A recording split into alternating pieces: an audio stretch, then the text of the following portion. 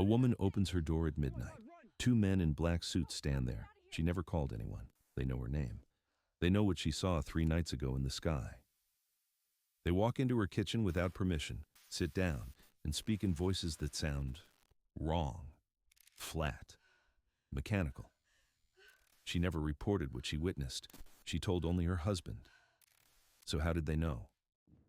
And why did 5 other families, separated by thousands of miles and decades, describe the exact same visitors?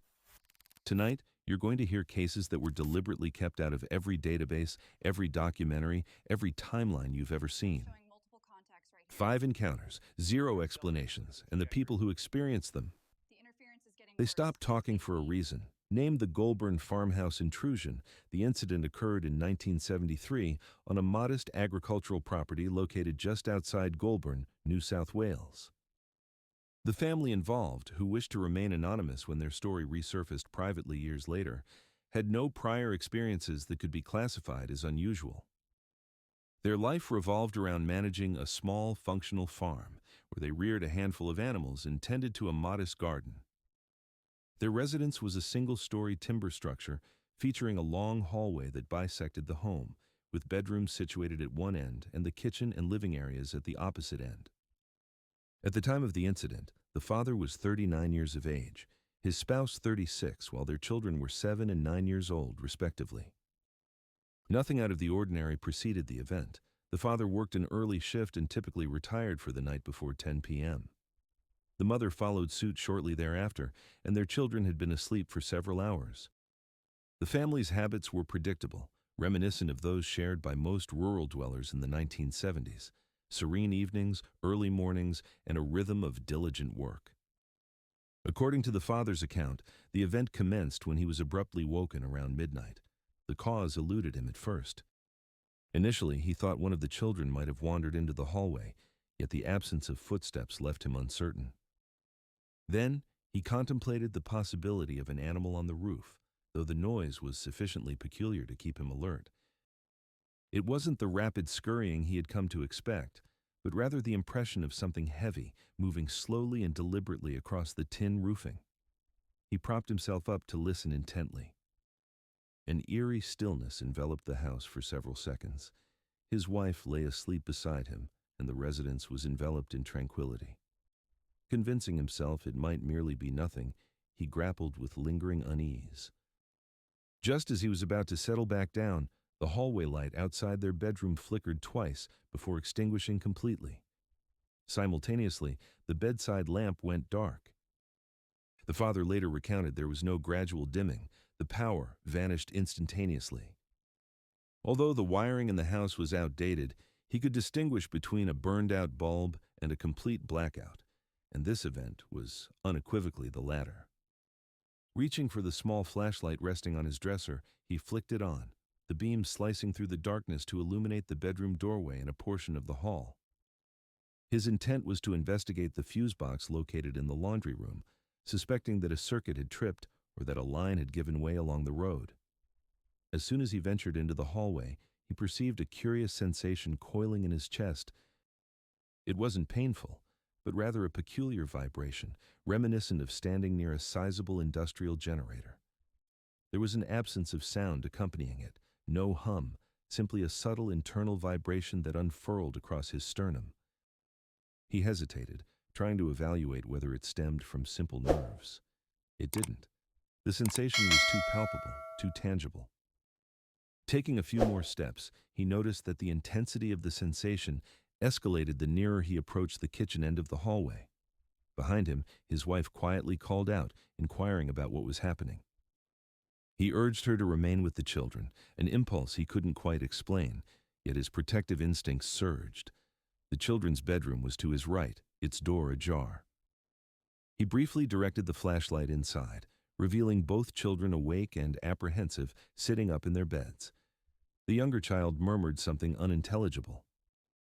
Even though the house held an eerie stillness, an unmistakable tension filled the air. Redirecting his gaze toward the kitchen, he raised the flashlight slightly higher, its beam landing on an unexpected sight in the doorway ahead. A figure occupied the entrance to the kitchen, a presence that had not been there moments prior. It stood almost perfectly centered in the doorway, angled toward him, one hand curled around the timber frame.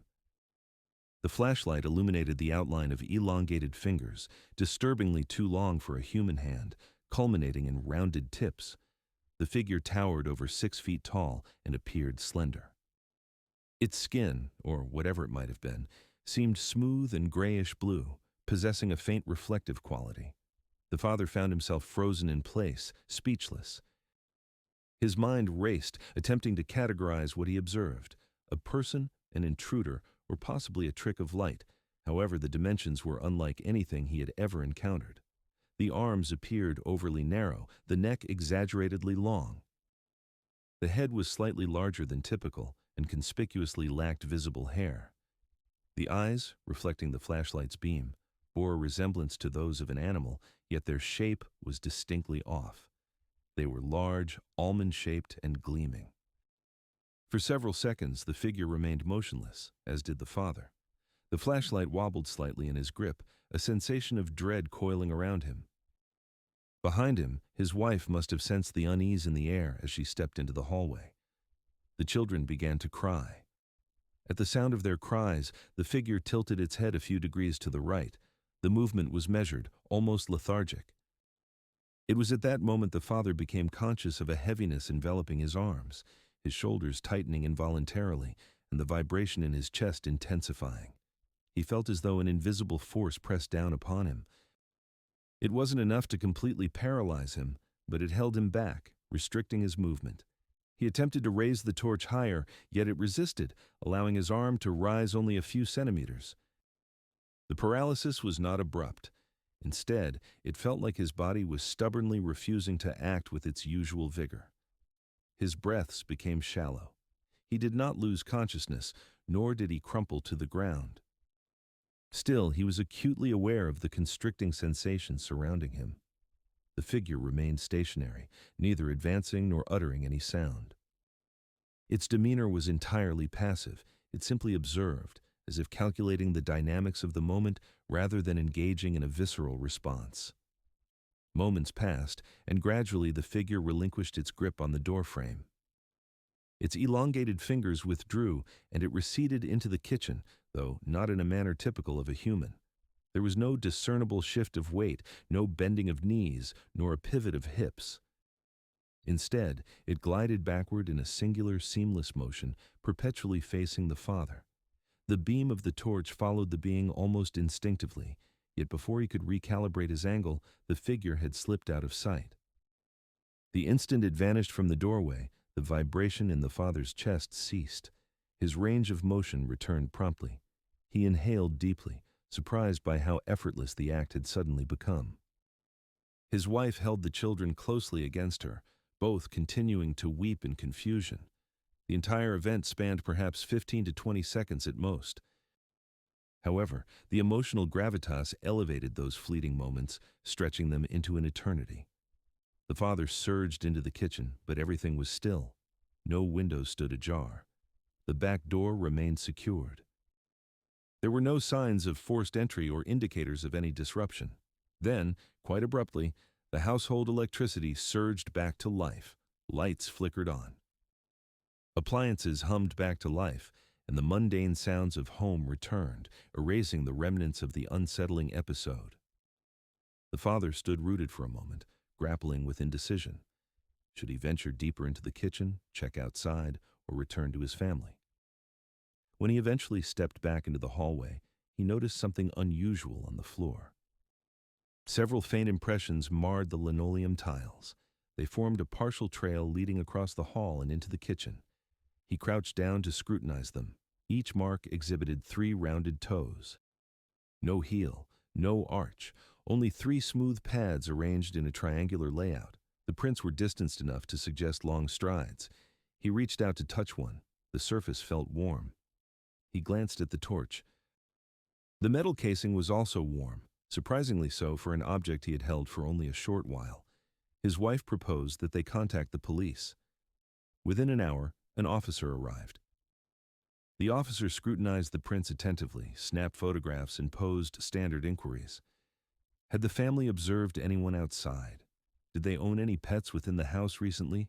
Could anything have been tracked in? The father simply pointed out the shape of the prints. They bore no resemblance to anything indigenous, not kangaroos, not livestock, not dogs, not any local wildlife. The officer eventually conceded that he was unable to identify the source of the tracks. He filed a report, yet refrained from offering any conjectures. Before departing, he suggested they notify the electricity provider about the blackout. He also recommended examining all locks and windows, though his demeanor suggested he was not entirely convinced there had been a break-in. Later that afternoon, two unfamiliar men appeared on the scene. They did not don uniforms. They claimed affiliation with a government communications division investigating the outage report. The father noted their lack of inspection of wiring, poles, or fuses. Instead, they requested to see the hallway, the kitchen, and the prints. By that point, the impressions had begun to fade. They interviewed the parents separately. Their inquiries were meticulous. What did the figure resemble? Did it produce any sounds? Had it made contact with anyone? How long had the power been disrupted? Did anything else peculiar transpire? They absorbed the parents' responses carefully, yet offered no insights. Ultimately, one of the men informed the couple that it would be prudent not to disclose the details of the incident publicly, as it might be misconstrued by others. The father later remarked that the men's tone was not threatening, merely assertive. They seemed less focused on unraveling the truth and more concerned with controlling the narrative surrounding the event. As the days passed, the family encountered several lingering repercussions. The children reported a tingling sensation in their heads, akin to what the father had experienced in his chest during the encounter. This peculiar feeling came and went for nearly 2 days before dissipating completely. The mother experienced mild nausea the following morning and suffered a headache that lingered for several hours. A rash emerged on the father's wrists shortly after sunrise, persisting for almost 2 weeks before gradually fading without treatment. A neighbor mentioned hearing a loud electrical pop around the time of the blackout, though this remained uncertain and might have been coincidental. Another neighbor reported interference on her radio that same night. The family deliberated over the idea of relocating for several months. Eventually, they moved the following year, although they never openly connected this decision to the unsettling incident. They simply felt a profound disquiet in the previous residence thereafter. The father reflected that the most challenging aspect was the incomprehension surrounding how the figure made its entrance or departure. There were no damaged locks, no open windows, no disturbed dust around the door frames, nothing indicative of a physical infiltration. Years later, when the story surfaced within a niche Australian UFO research group, the father remained poised as he recounted the events. He did not embellish, he refrained from conjecturing. He did not imply abduction, communication, or subsequent occurrences. He concentrated solely on recounting what he saw, what he felt, and what he could verify physically. Other family members contacted later corroborated the accounts regarding the electrical outage, the tall figure, the warm objects, and the subsequent visit from the enigmatic individuals. However, the incident at the Goulburn farmhouse remains largely undocumented. It never graced the pages of national newspapers, nor found its way into official Australian archives. It is believed that a police report was submitted, yet no further investigation ensued. The representatives from the communications division were never identified, and the tale of the prince faded into obscurity. The family moved forward with their lives. What remains is a coherent series of events that resists straightforward explanations. A sudden blackout enveloped the home. Family members experienced an unsettling vibration.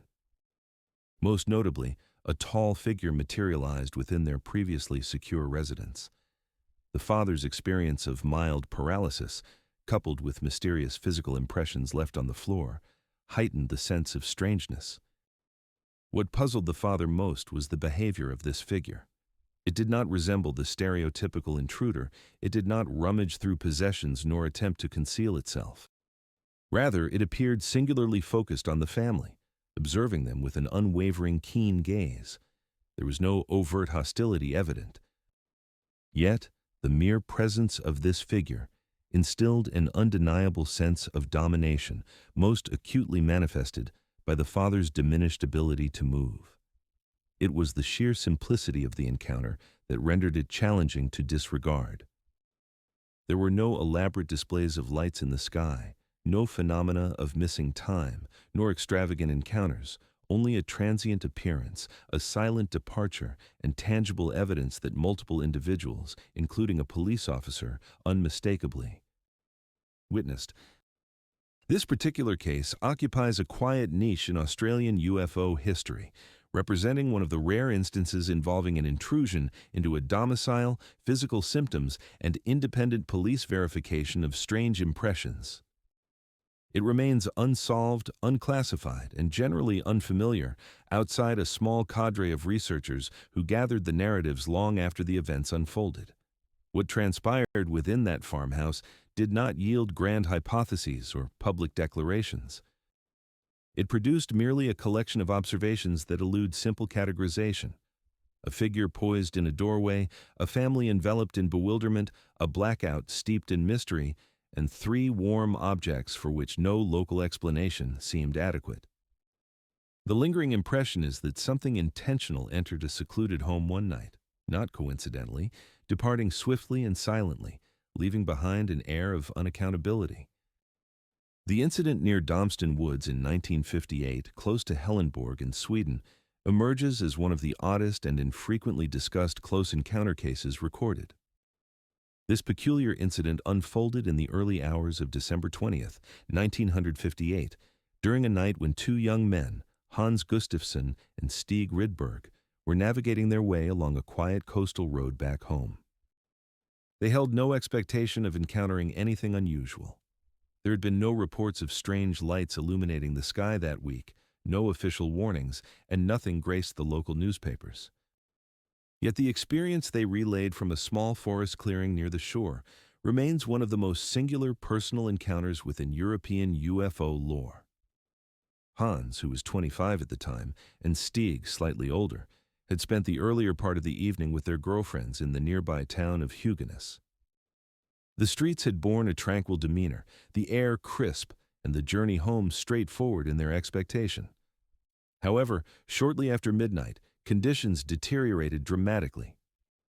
A thick fog descended, a phenomenon not uncommon along the Swedish coastline during winter. This fog proved particularly dense, reducing visibility to a mere few meters. The two men slowed their vehicle, proceeding cautiously for several kilometers, until the road eventually became too treacherous to navigate safely. Positioning their car off the road, they switched off the engine. In the stillness that ensued, the fog seemed to thicken even more. They hesitated, contemplating whether to endure the wait or to push ahead cautiously. It was at this moment that a glow captured their attention, emanating from the woods to their right. The light, visible through the fog albeit indistinct, did not exhibit the warm flicker of a fire or the harsh blaze of headlights. Instead, it radiated a steady, broad luminance, bright enough to cast a faint glow on the low-hanging branches, but softened by the fog into a hazy halo. They grappled with potential explanations for the glow.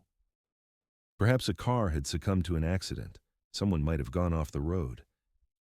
The notion of a late-night construction crew flitted through their minds, though its plausibility seemed tenuous at that hour. Nonetheless, they concluded it warranted investigation. They exited the vehicle and made their way toward the source.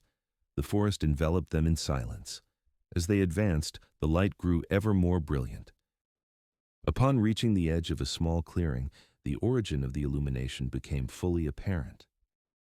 An oddly shaped object, approximately 5 meters in diameter and around 1 meter in height, rested on 3 protruding legs extending from its underside.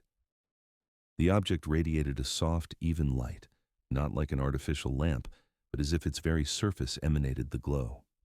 The light remained constant. There was no pulsing or flickering. They found themselves unable to identify any windows, seams, or openings from their vantage point. Silence enveloped the area. No sound of an engine, no humming, no shift in the air. The sole noise dominating the clearing was the gentle rustle of the fog weaving through the trees. Hans and Stig stood transfixed for several seconds, attempting to comprehend the spectacle before them. Then, abruptly, several figures manifested between them and the object. One moment the space appeared vacant, and the next, 3 or 4 diminutive entities stood in clear view before the disk. These beings measured approximately 1.2 to 1.3 meters tall, their forms amorphous and smooth, evidently lacking distinct legs or arms. In shape, they appeared rounded at the top and slightly narrowed toward the bottom, reminiscent of thick sacs or conical forms composed of rich, dense gelatin. Their hue was a bluish gray, and their surfaces seemed pliable, subtly shifting as they moved. The men noted that these beings possessed no discernible eyes or mouths, though in the tumult that ensued, they could not be completely certain. What struck them instantly and with overwhelming intensity was the odor accompanying these entities. A sharp chemical scent mingled with the aroma of charred meat. It was potent enough to induce a wave of nausea. The beings advanced swiftly toward Hans and Stieg. Despite their peculiar shape, they exhibited an impressive level of coordination, their lower sections expanding and contracting rhythmically, propelling them forward in a gliding motion. Upon reaching Hans and Stieg, they initiated direct physical contact. The encounter was both immediate and forceful. One of the entities latched onto Hans's leg, enveloping it with a suction-like grip. Another pressed against his torso. When he instinctively attempted to swat it away, his arms plunged into the creature nearly up to the elbow. The consistency of the material resembled thick jelly, yielding under pressure, yet resisting just enough to ensnare his arm momentarily. The sensation left him stunned. There was no structure, no bones to grab hold of, just a yielding substance. He yanked his arm in a futile attempt to free himself, but the entity clung tenaciously to his clothing and skin. Stig found himself in a similar predicament, with 2 of the beings pressing against him from either side. He sensed strong, deliberate pulling motions, coordinated in their efforts. The men quickly realized that the beings were not merely surrounding them, but were intent on dragging them toward the disk. The grip was most forceful on their limbs, and every effort to resist was met with the entities adjusting their mass to maintain their hold. Hans would later remember the creatures as remarkably light, yet astonishingly strong. If they possessed an internal framework, it was unlike anything he had ever encountered. Striking or pushing the beings proved futile. They absorbed his efforts with no recoil. Repeated attempts to break free only resulted in the entities tightening their grip. Both men began to scream, though the fog muffled their voices. The clearing felt all-consuming. Stig twisted and writhed in an effort to stand upright, but the creatures held firm, expertly tugging at his legs and drawing him closer to the disk. At one desperate moment, Hans witnessed Stig drop to one knee as the entities recalibrated their grip to pull him nearer. In a surge of adrenaline, Hans made a valiant attempt to escape. With a vigorous motion, he managed to dislodge one leg from the grip. Staggering back, he disentangled himself enough to flee. He sprinted toward the car, glancing over his shoulder only once to see Stig still ensnared in his struggle. Upon reaching the vehicle, he leapt inside and furiously honked the horn. The car horn erupted through the fog, sharp and jarring, shattering the early morning silence. The entities reacted instantaneously. They relinquished their hold on Stig and retreated rapidly toward the disk, moving with a speed that surpassed their initial approach. They appeared to contract, retracting, and ultimately disappearing beneath or into the craft in a seamless motion. Stig scrambled to rise and raced toward the road. As soon as he reached the car, Hans yanked the passenger door open and tugged him inside. Through the windshield, they witnessed the disk lift directly upward. It ascended in utter silence, absent any rotation or visible means of propulsion. Some accounts shared by the men noted a tremor in the ground as it lifted.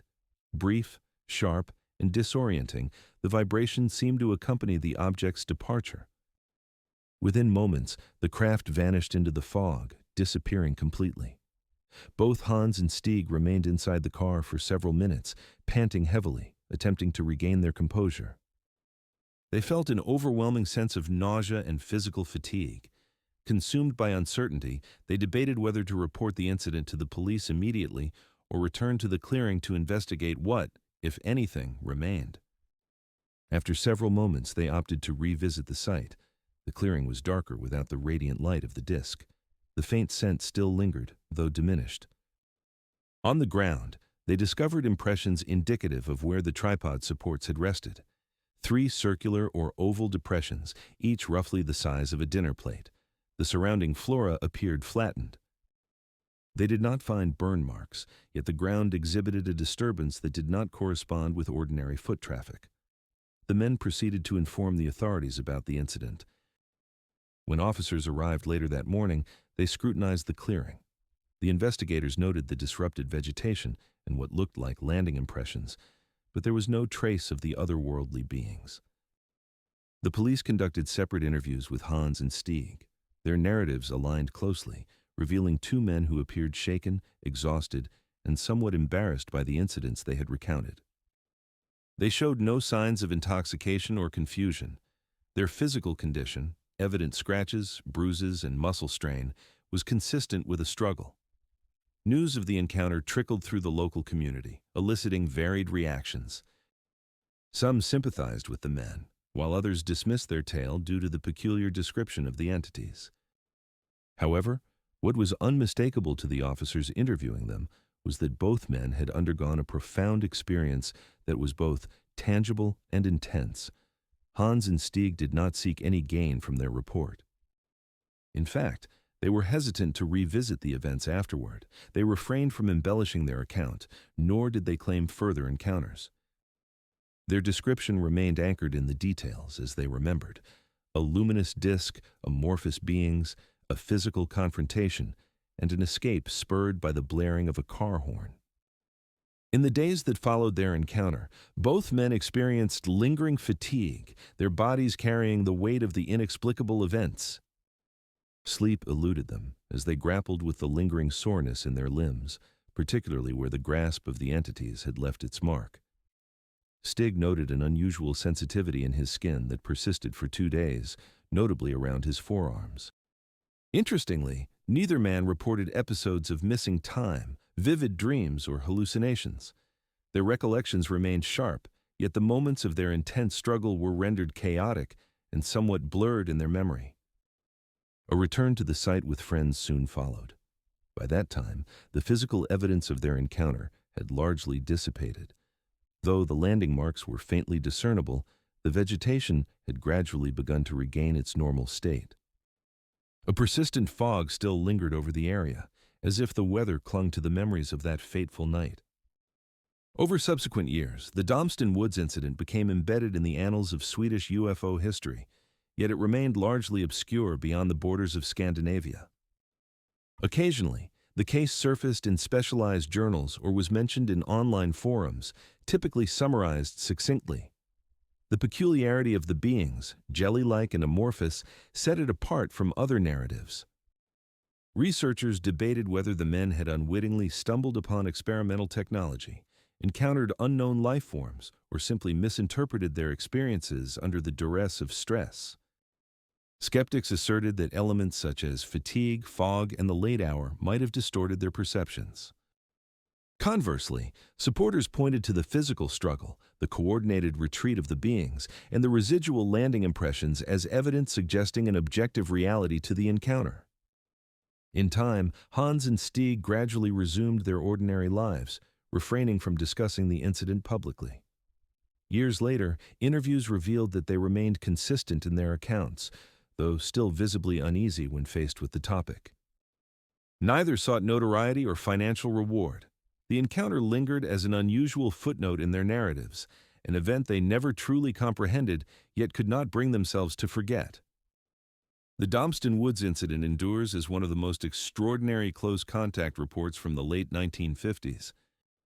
It embodies characteristics rarely found in other reports, including amorphous entities, a direct physical struggle, a sudden retreat catalyzed by external noise, and a luminous craft supported by tripod-like structures. For those who scrutinize the historical patterns of sightings, this case presents a challenge for categorization. It defies being labeled merely as a light in the sky or a conventional humanoid encounter. Instead, it manifests as a fleeting yet intense physical episode that left two men bruised, shaken, and profoundly altered in their perception of the world. The clearing in Domston persists, and the road remains tranquil on winter nights.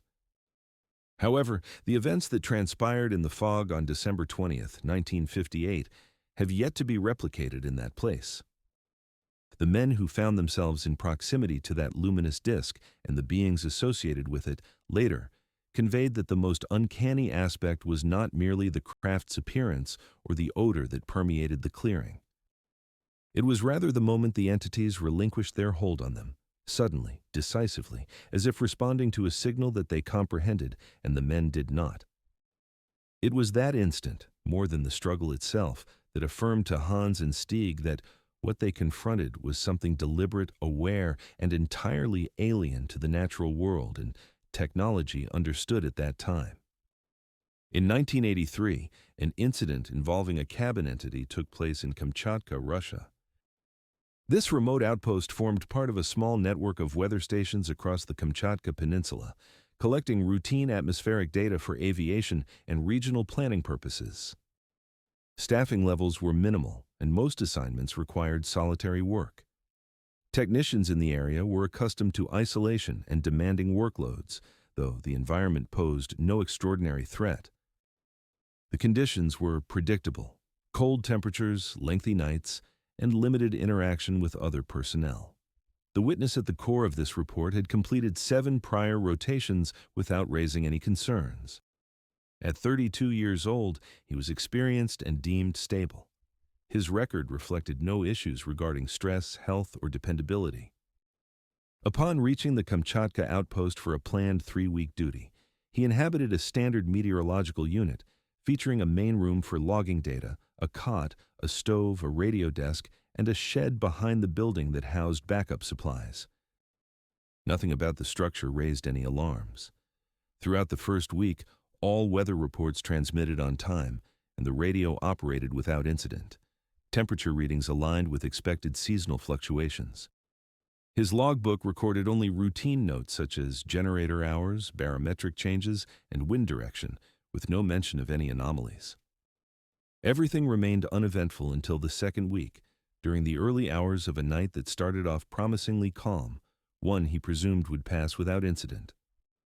His notes indicate that he turned off the generator around midnight to conserve fuel, with the radio still functional at that point.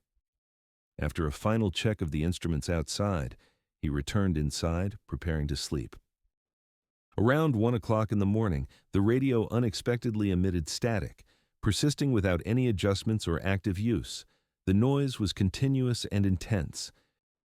The witness endeavored standard troubleshooting methods, examining the wiring, shifting frequency bands, and resetting the power flow, yet nothing resolved the interference.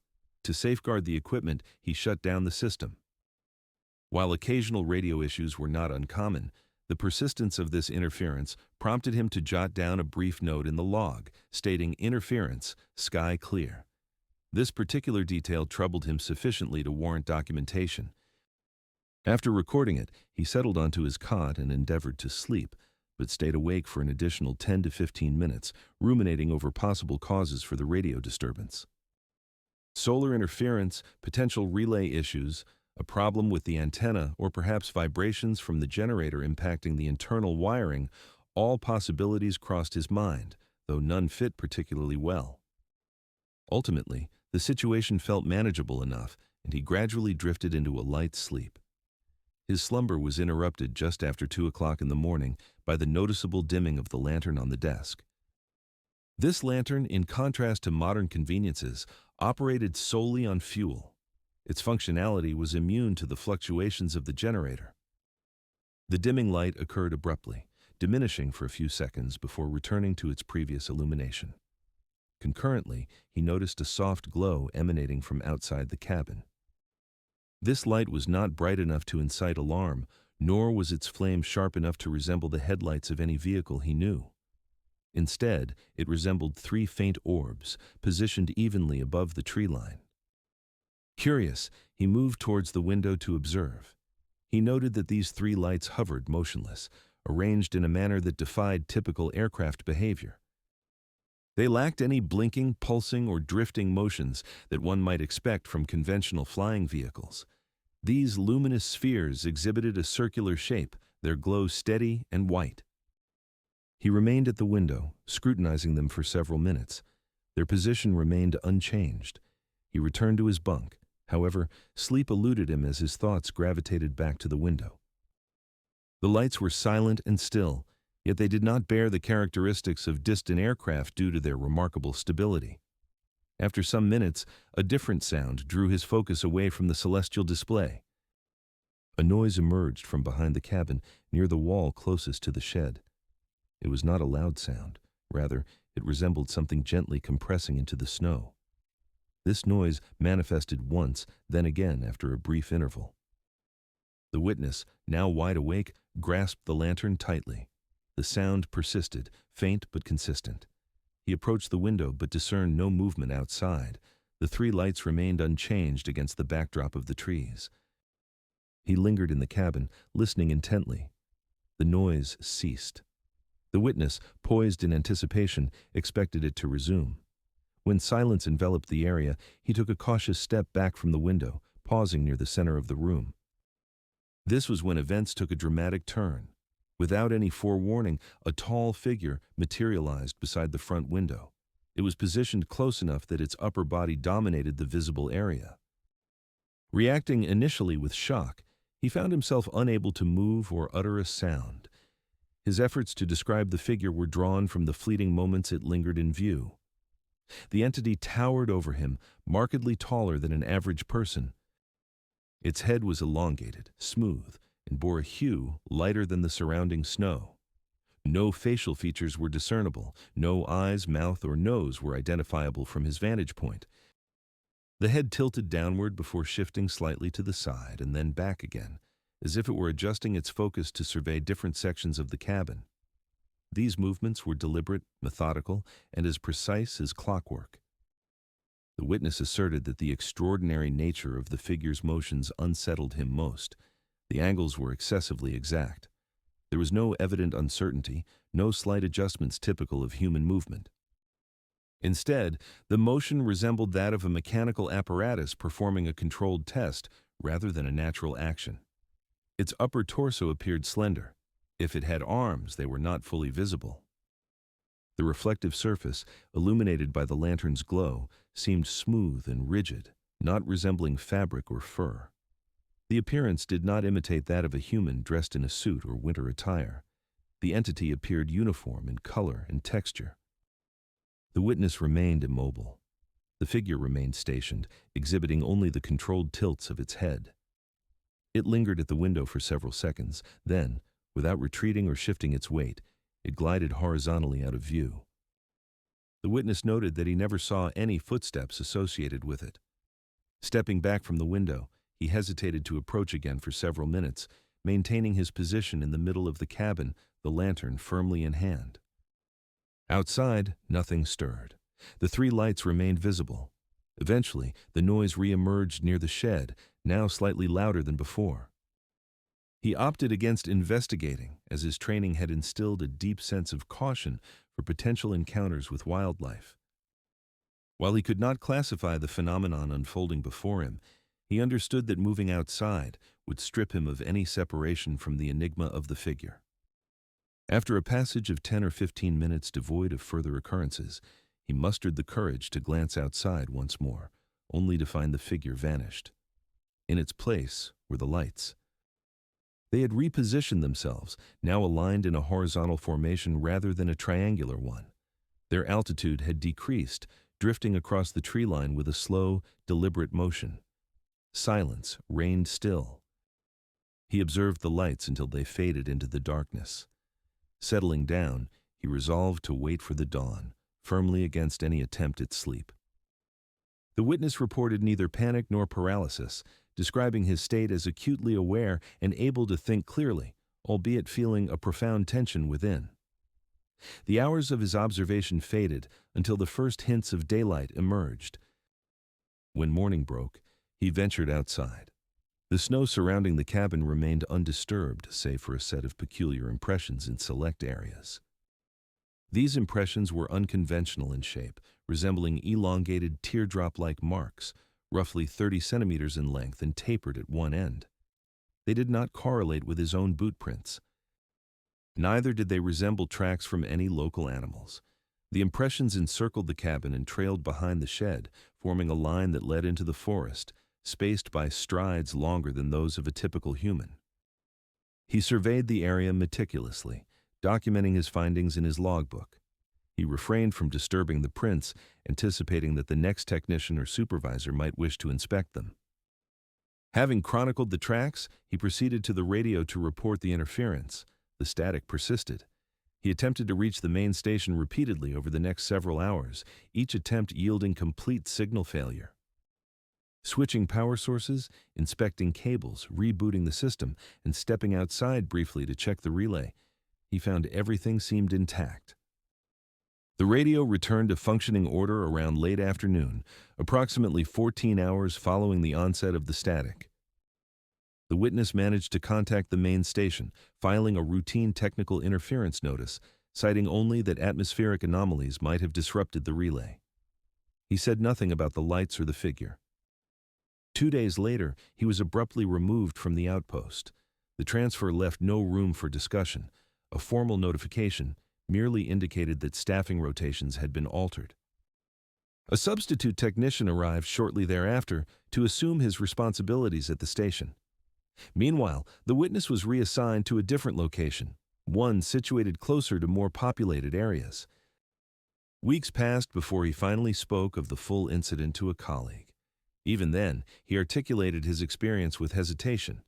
The colleague urged him to document the details privately, which he reluctantly agreed to do. Many years later, an investigator perusing testimonies from remote stations unearthed the case and included it in an unpublished archive.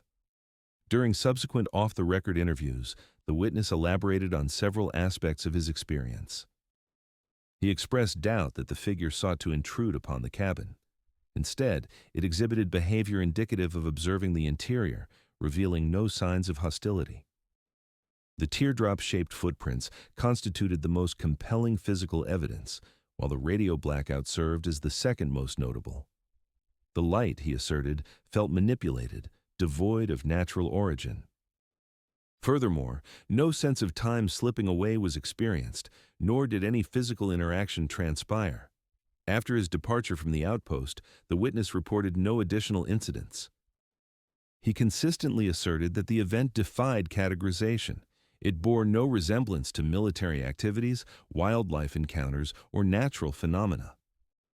The sole inquiries raised pertained to whether stress or isolation might have skewed his perception.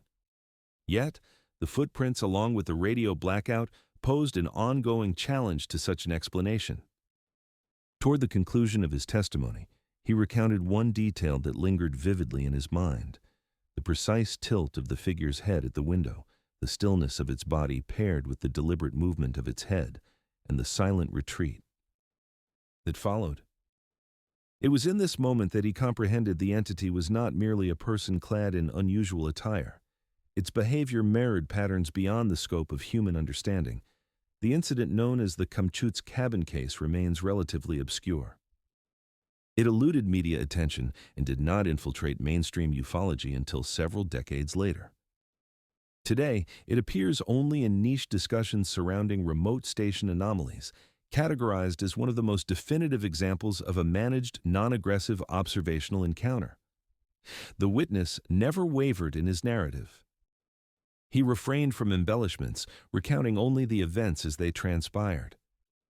He mentioned the lights strung above the trees, the faceless figure positioned at the window, the unusual tracks carved into the snow, and a lengthened radio silence that endured for nearly an entire day.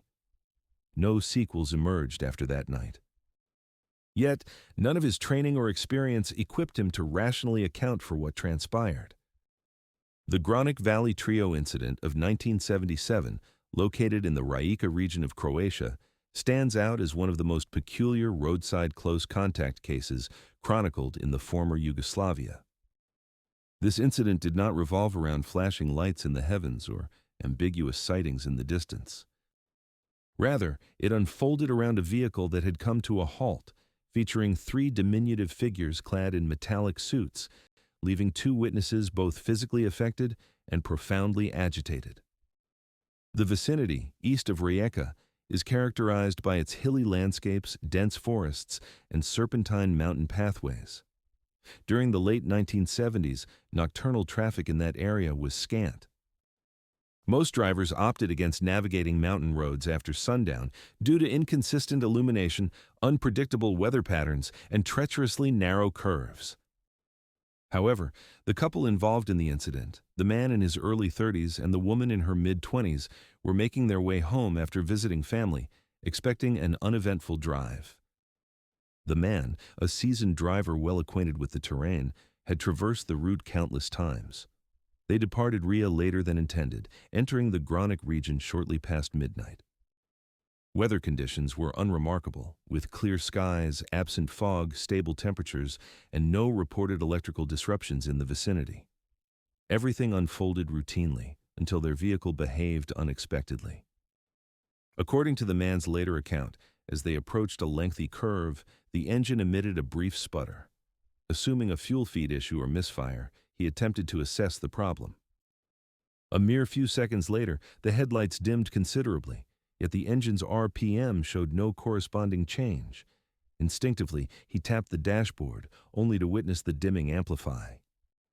Soon after, the engine began to lose power at an alarming rate. Within a span of 10 seconds, the headlights flickered to a feeble glow before the engine abruptly ceased function. Rolling a few meters, the vehicle came to a halt beside the road. No immediate signs indicated mechanical failure. The fuel gauge displayed a sufficient supply, the temperature gauge remained normal, and no warning light signaled any malfunctions before the engine failed. The electrical loss occurred suddenly and with totality. He attempted to restart the ignition several times. The starter clicked faintly, but failed to engage.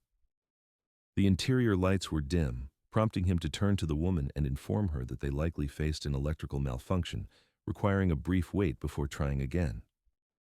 Initially calm, she believed the breakdown merely to be a slight inconvenience. However, after nearly a minute seated in the stalled vehicle, the circumstances took a shift. Both of them noticed movement on the right side of the road a few meters ahead. Initially resembling shadows dancing amidst the trees, the movement soon sharpened into focus. Three diminutive figures emerged from the forest's edge, stepping cautiously onto the narrow shoulder of the road. The figures presented an extraordinary sight that none of the witnesses could have anticipated encountering on a mountain road at night. Each figure stood at approximately 1 meter tall, clad in what seemed to be metallic suits, smooth, reflective, and distinctly rounded in shape. These suits eschewed the bulk of diving or hazmat gear, instead appearing snug without any visible seams or joints. Each figure sported a dome-shaped helmet that enveloped its entire head, with a reflective sheen akin to polished metal, rendering any facial features imperceptible. They moved together with synchronized grace, taking short steps while precisely aligning their movements toward the stalled vehicle, their focus evidently directed to it. Their movements exuded an unsettling certainty. Approaching with the calm, deliberate cadence of those who possessed unwavering purpose, the man swiftly locked the doors upon their emergence. He later recounted that the figures, while not combative, instilled an immediate primal dread, their sudden appearance on an isolated mountain road sending a jolt of instinctual fear through him. Positioning themselves around the vehicle with singular intent, one figure stationed itself near the front bumper, another by the passenger door, and the third at the rear. Their inspection of the car was enigmatic, leaving the witnesses grappling to understand their actions. The lead figure leaned towards the hood, placing its small metallic gloved hands upon the surface as if attempting to commune with the machine itself. The man reported a quiet tapping sound, reminiscent of metal striking metal. The figure alongside the passenger side moved closer to the woman's window, not pressing its visor against the glass, but remaining near enough for her to discern the smooth curve of the helmet. It tilted its head, a subtle gesture suggesting scrutiny of the car's interior.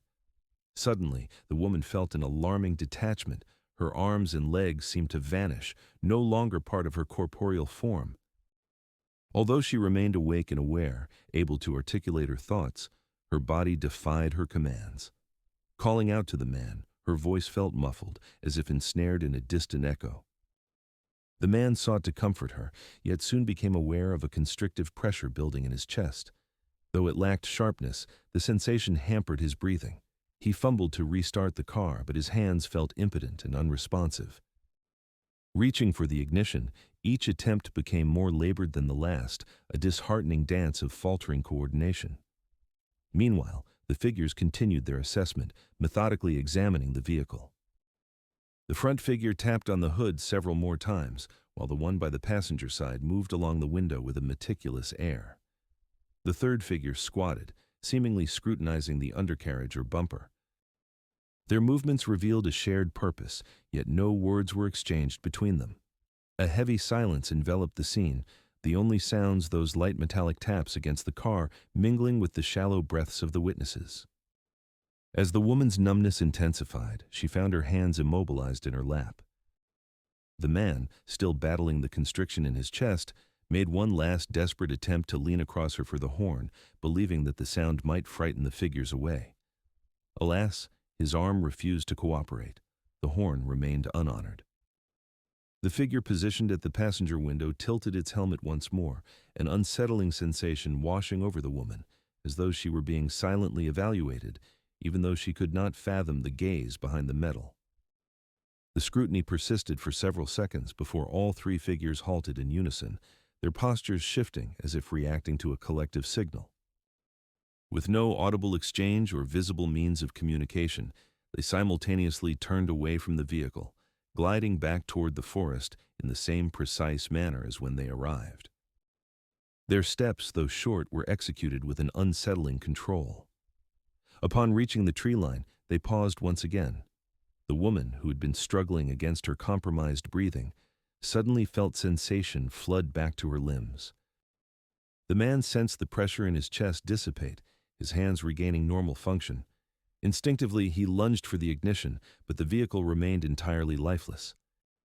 Then their attention was drawn to a dim light emanating from deeper within the woods. It was unlike the harsh glare of headlights or the warm flicker of fire. This illumination was a frigid white glow that pulsed gently. Before they could fully grasp its nature, the light ascended vertically, rising steadily above the trees and disappearing beyond the ridge. The figures vanished alongside this retreat of light. The couple remained in the car for several tense minutes, gathering themselves from the lingering numbness and oppressive sensations. When the woman finally attempted to exit the vehicle, her legs wobbled beneath her, and the man assisted her towards the front, believing that fresh air might stabilize her. Upon inspecting the hood, they found the metal surprisingly cold in the night air, but two small, perfectly round patches stood out, significantly colder than the rest of the surface. The man placed his palm against one, recoiling at the shock, then pressed down again to validate the disparity in temperature. It felt as though the metal had undergone refrigeration. These patches retained their chill even after several minutes had elapsed. As they cautiously lifted the hood, the engine bay appeared unscathed. No damage, no melted components, and nothing displaced seemed evident. Yet, to their dismay, the battery was completely drained. The interior light flickered feebly. Just moments before, the vehicle had shown no signs of distress. Frustrated, the man attempted to restart the engine again, only to receive a faint click from the starter, signaling that the car was entirely non-functional. They deliberated over their next move, acknowledging their isolation far from any settlement and the plummeting temperatures. Eventually, they resolved to remain inside the vehicle until dawn. Wrapping themselves in a blanket from the trunk, they sought warmth against the encroaching chill. The woman gradually regained strength in her limbs, though a trembling unease persisted well into the night. As dawn broke, another vehicle approached, the driver halting upon spotting their stranded car. After listening to their somewhat subdued explanation, the driver attempted to jump-start the battery. The initial attempt met with failure. However, the second yielded partial success, the engine sputtering to life, albeit feebly. After several more tries, The man's car reluctantly roared back to life, though the battery exhibited erratic behavior for the remainder of the day. Once they reached a populated area, they proceeded to the local police station, choosing to withhold details about the small figures, metallic suits, and the strange light. Instead, they conveyed that they suspected vandals or unknown individuals had tampered with their car and caused them some degree of distress. The officers recorded the incident, conducted a cursory examination of the vehicle, and posed standard inquiries. However, later that same day, the man returned to the police station on his own accord to offer a more comprehensive account. He detailed the figures in straightforward, emotionless language. The patrol officers who engaged with him observed that he seemed rational, consistent in his storytelling, and physically fatigued, exhibiting no signs of delusion or intoxication. The officer who prepared the report incorporated the man's statements without additional commentary. Subsequently, a senior officer assessed the case, listening to the couple's individual accounts in separate sessions. While he neither affirmed nor dismissed their claims, he advised them against discussing their sighting publicly, cautioning that sharing extraordinary experiences might attract unwanted scrutiny or mockery. In private, the couple confided in a close family relative, who later relayed their story to a regional researcher. Remarkably, the details remained consistent through various retellings: 3 small metallic figures, an inspection of the vehicle, episodes of physical numbness, cold patches on the hood, and a brilliant light emerging from behind the trees. Concerning after effects, the woman reported persistent numbness in her arms and legs that lingered for nearly 36 hours. She also suffered from headaches for several days following the incident. The man experienced discomfort in his chest and shoulders, likely a result of the acute pressure he felt during the event. A week later, the car battery failed entirely and had to be replaced. Locally, rumors began to circulate that military personnel were sighted near the Groningen region in the days after the incident. However, no documented connection was ever established. Some theorized that the objects or figures might be related to experimental technology, while others suggested they were simply a misinterpretation under extreme stress. Nevertheless, those who spoke with the couple found them to be sincere and genuinely rattled by the experience. The Groik Valley Trio case continues to stand out as one of the more remarkable European roadside encounters, due to its compilation of elements seldom noted together: a complete vehicle, electrical failure, full-body numbness reported by a witness, metallic figures conducting a thorough inspection, and cold patches that appeared symmetrically on the car's hood. The couple derived no benefit from recounting their tale. They did not seek public attention and actively shunned conversations about the encounter outside their immediate family. When asked later to reflect on the event, the man noted that what he recalled most vividly was the precise moment when all 3 figures turned simultaneously, as if directed by a shared command. For her part, the woman shared that the aspect she found most vivid was her struggle to move her arms and the disturbing realization that nothing responded.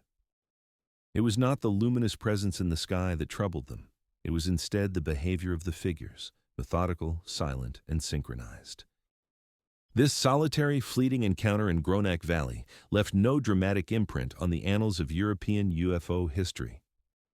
Yet, within the quietly kept archives of close contact reports, it remains a notable example of an intelligent physical presence engaging with a human vehicle with distinct intent before departing without explanation. The Banja Forest face flash of 1990 transpired in late spring near the tranquil village of Banja, situated in Elbasan County, Albania. At that time, the nation was still navigating significant political and social shifts, though rural regions carried on with their ordinary routines.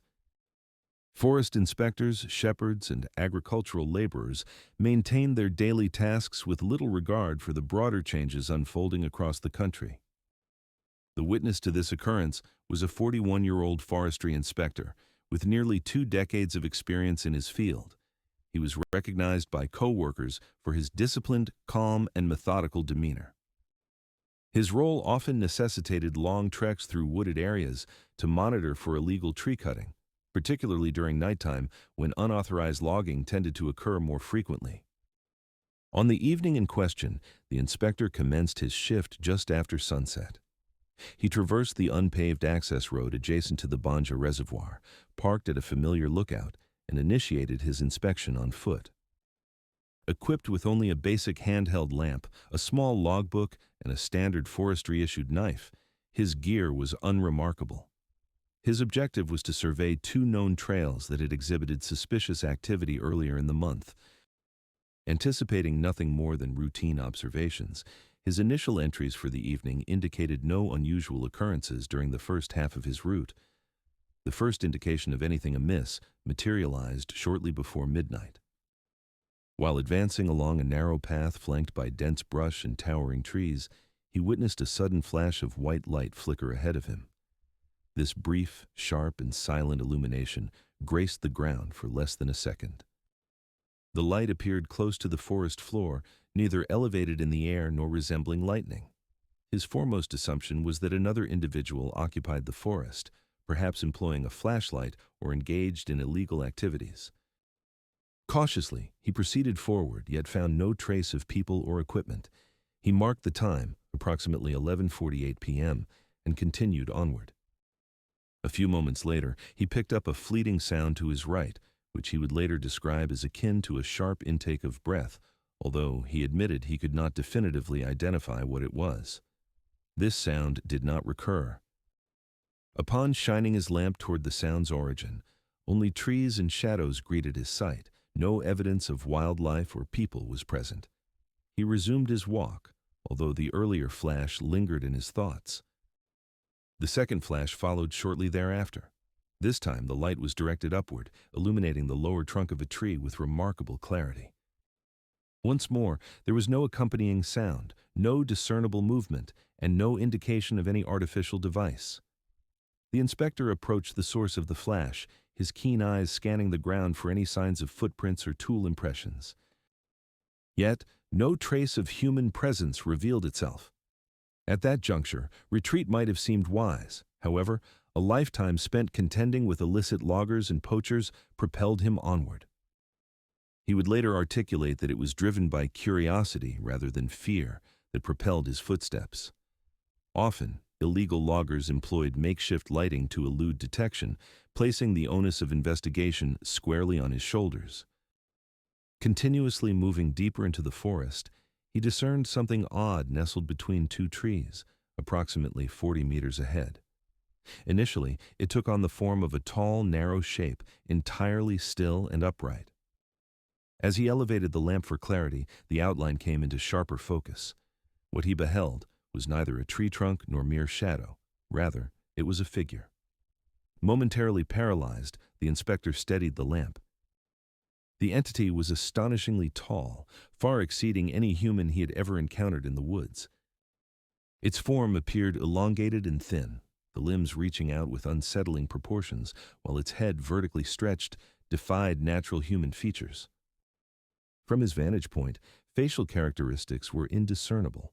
There appeared to be no hair and no evident features to contextualize its presence. The skin or outer surface emanated a pale hue, reflecting the lantern's glow in a diffuse, gentle manner. The figure remained motionless, its silence pregnant with anticipation. As the inspector adjusted the lamp slightly, striving for a clearer view, the figure responded. Its face ignited with light, a brilliant flash explosively erupting from the front of its head, radiating outward in a brief white burst. Lasting but a fraction of a second, the illumination was sufficient to brighten the trees, the forest floor, and momentarily dazzle the inspector himself. He stumbled back, startled and momentarily blinded by the intensity. In the aftermath of the flash, he was engulfed in a world of afterimages that danced before his eyes for several moments. Gradually regaining his sight, he became aware of a faint rustling nearby. The sound was soft, deliberate, and alarmingly close, yet its direction remained inscrutable. As clarity returned, he lifted the lamp with great caution. To his bewilderment, the figure now stood closer than before. He did not recall seeing it move. Not a sound had announced its transition. Yet there it stood, only a few meters away, slightly off the path, its elongated head tilted, as though it were observing him with a discernible purpose. An unusual tightness gripped the inspector's chest. As the instinct to step back swelled, an unexpected heaviness enveloped his limbs, making movement cumbersome. His breath grew shallower. The grip on the lamp faltered, yet he remained alert and conscious, while the figure continued to maintain its position, neither advancing nor receding. Sentinels of observation, it bore a demeanor that seemed void of hostility or neutrality, merely assessing. A second flash erupted, this time casting light downward and illuminating the ground between the figure's elongated limbs. In that pivotal instant, the inspector discerned that the lower appendages were not shaped as human legs. They presented as smooth, uniform pillars, tapering subtly toward their bases, devoid of visible joints or feet. The brightness of the flash dimmed abruptly, reverting to the glow of the lamp, which now illuminated the forest detritus. Immediately following the second flash, the figure shifted once again. It retreated backward in a manner that was inconsistent with normal human locomotion. The movement resembled a glide, seeming to skitter over the earth without the lifting of legs. The inspector attempted to follow its motion with the lamp, yet the figure had already repositioned itself, standing between two trees further along. He weighed the option of retreating. Much later, he would acknowledge that part of him urged flight, yet his training implored him to remain steadfast. With the lamp held aloft, he scanned the surrounding woods. For several drawn-out minutes, the figure did not present itself again. Eventually, he moved a few meters closer to the last known position of the figure. The forest was engulfed in silence. His lamp beam revealed no signs of life, but he did unearth several peculiar impressions in the earth. These impressions were oval-shaped depressions, measuring approximately 20 centimeters in length and 10 centimeters in width, indentations pressed uniformly into the soil. They were spaced symmetrically, suggesting a being that traversed with a precise stride. They bore no resemblance to human footprints, nor did they align with the tracks of any indigenous fauna. Methodically, he documented the impressions in his notebook, sketching their contours and measuring their intervals. Progressing toward the exact spot where he had first observed the figure during the initial flash, he noticed two faint circular discolorations on a nearby tree trunk at eye level. These markings were flawlessly round and exhibited a slightly darker shade than the surrounding bark. As he brought his fingers near one, he detected a warmth, subtle yet undeniable. He duly noted these findings too. Having meticulously examined the immediate vicinity, he pivoted back toward the trail. There were no further flashes, no murmurs, no signs indicating the figure remained in close proximity. The forest appeared desolate, shrouded in silence and stillness. He retraced his steps to his vehicle without incident. The engine roared to life with its usual vigor. The electrical system remained uninterrupted. No headlights flickered, and no anomalies transpired throughout his drive back to the forestry station. Upon his return, he filed a standard report addressing the inspection, documenting only findings pertinent to logging activity. He refrained from mentioning the flashes, the figure, or the enigmatic impressions. At that moment, the risk of disbelief or potential repercussions loomed too large. Albania in 1990 was a place where the unexplainable often faced skepticism or outright dismissal. The details remained locked within him, but the subsequent day, he confided in a trusted colleague. This colleague implored him to pen everything down privately, stressing the importance of documenting peculiar encounters before the memories faded or became distorted. Over the span of the next 2 days, the inspector meticulously crafted a handwritten account comprising 14 pages. It contained timestamps, sketches, impressions of the markings on the tree, and a meticulously crafted map of the vicinity. He annotated the precise sequence of occurrences along with his personal reactions, ensuring a straightforward description devoid of embellishments. For many years, the document remained confidential, before it was eventually shared discreetly with a local researcher. The inspector himself did not modify his account, nor did he ever advocate for its dissemination in public forums. When queried regarding any physical after effects, he recounted experiencing brief headaches and slight disturbances in vision that lingered for several days post-encounter. Medical evaluations conducted weeks later revealed no abnormalities. He did not suffer from any episodes of missing time or paralysis. Every detail remained vivid in his memory, with nothing unusual surfacing in his dreams or any recurring symptoms. What lingered most distinctly in his mind was the initial flash, the instant the figure's face radiated light, illuminating the forest as if someone had activated a floodlight within the entity's head. He remarked upon having witnessed reflections from flashlights, sparks from equipment, and even flashes of lightning during his years in the woods, yet none bore resemblance to the phenomenon he encountered that particular night. Additionally, he expressed that the most disconcerting aspect was not the light itself, but the movement that followed. The figure's transition from one spot to another without producing any sound led him to a conviction that what he observed was neither human nor animal. It moved with an exactness and precision that was extraordinary, diverging sharply from anything he had encountered throughout his extensive career in forest inspection. The Banj Forest Face Flash Case continues to be one of the least recognized yet most comprehensive close contact reports from Albania. It features no sensational details, no abductions, no communications, nor prolonged exchanges. Instead, it is characterized by a sequence of straightforward yet unaccounted events, two bursts of white light originating from a towering figure, fleeting physical impacts on the witness, non-human impressions in the earth, and circular markings on a pait tree trunk that remained warm for several minutes after the encounter. The inspector remained reticent about seeking public attention and chose to remain silent regarding the incident for the remainder of his career. He perceived the event as a singular occurrence, devoid of patterns or explanations and lacking any follow-up. Summarizing his recollection years later, he articulated it in simple terms: a flash in the distance, a tall figure amidst the trees, a second flash, and the figure withdrawing, leaving only impressions in its wake. Nothing further ensued. Nothing returned. Yet the experience remained sharply defined, both fixed and inexplicable, a rare instance where a seasoned observer, engaged in a routine task, encountered something that defied categorization. If you are still alert, there is no need for concern. We are on the brink of unveiling more.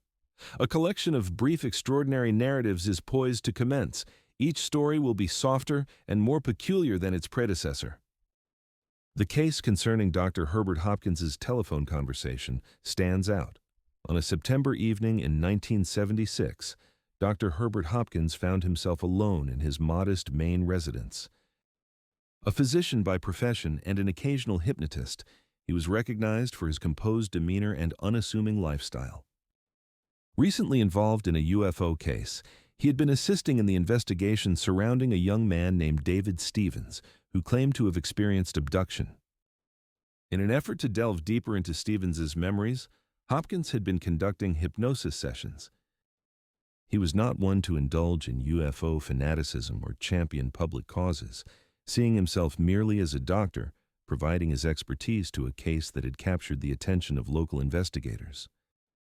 This intrigue would inadvertently lead him into one of the most bizarre and lasting encounters with men in black ever documented. The evening was tranquil, with his family away, leaving Hopkins in solitude. He had been immersed in reviewing his notes on the Stevens case when the phone rang. On the line was a composed, methodical voice, introducing itself as a representative of a UFO research organization. The caller inquired whether Hopkins was alone, and upon receiving confirmation, requested to visit for a discussion regarding the Stevens investigation. Without much forethought, Hopkins consented, yet what transpired next rattled him profoundly. Almost instantaneously after he hung up the receiver, a knock echoed at the door. The caller had arrived in mere moments, far too swiftly for anyone to have traversed across town. It was as if the visitor had been lurking nearby, awaiting his opportunity. When Hopkins opened the door, he was greeted by a figure that appeared more ghostly than human. Clad in a crisp black suit, a white shirt, and a black tie, the visitor's skin glowed with a pallid waxen quality, and his head was entirely devoid of hair. A sense of discomfort washed over Hopkins as he noticed the absence of eyebrows and eyelashes, while the lips appeared as though crudely smeared with garish lipstick. The effect was unsettling, alarmingly artificial. In spite of his shock, Hopkins ushered him inside. Once seated, the man commenced his inquiry into the Stevens case, his speech measured and deliberate, the tone flat and mechanical. With the atmosphere in the room thickening, a palpable pressure mounted throughout their dialogue. The stranger then requested Hopkins to extract a coin from his pocket. Though confused, Hopkins complied, retrieving a copper penny. The visitor then instructed him to place it in the palm of his hand and to concentrate on it. As he stared, the coin began to shimmer and distort, and astonishingly, it vanished completely from view. With chilling composure, the visitor remarked that neither Hopkins nor anyone else would ever see that coin again. At that moment, the ground seemed to shift beneath Hopkins, his rational world teetering on the brink of collapse. He was a man grounded in science, trained to observe and elucidate. However, here was something that evaded categorization, mocking all he thought he understood. The stranger continued to speak, divulging insights into the Stevens abduction case that Hopkins had never divulged publicly. He knew intricate details from the hypnosis sessions, insights that should have remained confined within the bounds of Hopkins's notes and recordings. It dawned on him that this visitor possessed knowledge that surpassed typical access to information. As their dialogue unfolded, Hopkins perceived that the man's strength was waning. His speech slowed, breaths became labored, and he shifted uneasily in his seat, as if grappling to maintain his posture. At one point, he produced a slender metallic device from his pocket, a tube of a sort, pressing it to his lips. It struck Hopkins that this object bore a resemblance to a lipstick case, yet the man appeared to utilize it as an aid for breathing or enunciating. The sight was unsettling, suggesting that the figure may not be entirely human, or at the very least, was not functioning in a manner customary to Hopkins's understanding of humanity. Before departing, the visitor imparted explicit instructions to Hopkins. He was to annihilate all records of his work on the Stevens case, the notes, the recordings, everything. Should he fail to comply, dire repercussions would ensue. The visitor's tone was devoid of loudness or agitation. Instead, it was delivered with chilling clinical precision, which only amplified the terror of his message. In his astonishment, Hopkins acquiesced, overwhelmed by the unsettling gravity of the encounter. The visitor, now unsteady, requested Hopkins's assistance to the door. As Hopkins observed him navigate toward the road, he noted the peculiar awkwardness of his steps, almost mechanical in nature. Farther down the lane, he caught sight of a flickering bluish light, leading him to surmise that the man had been collected by a vehicle, or perhaps something entirely different. After the encounter, anxiety clouded Hopkins's mind.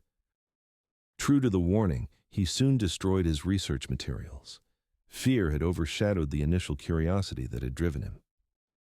He erased the hypnosis tapes and incinerated his notes, effectively renouncing his investigation into the Stevens abduction.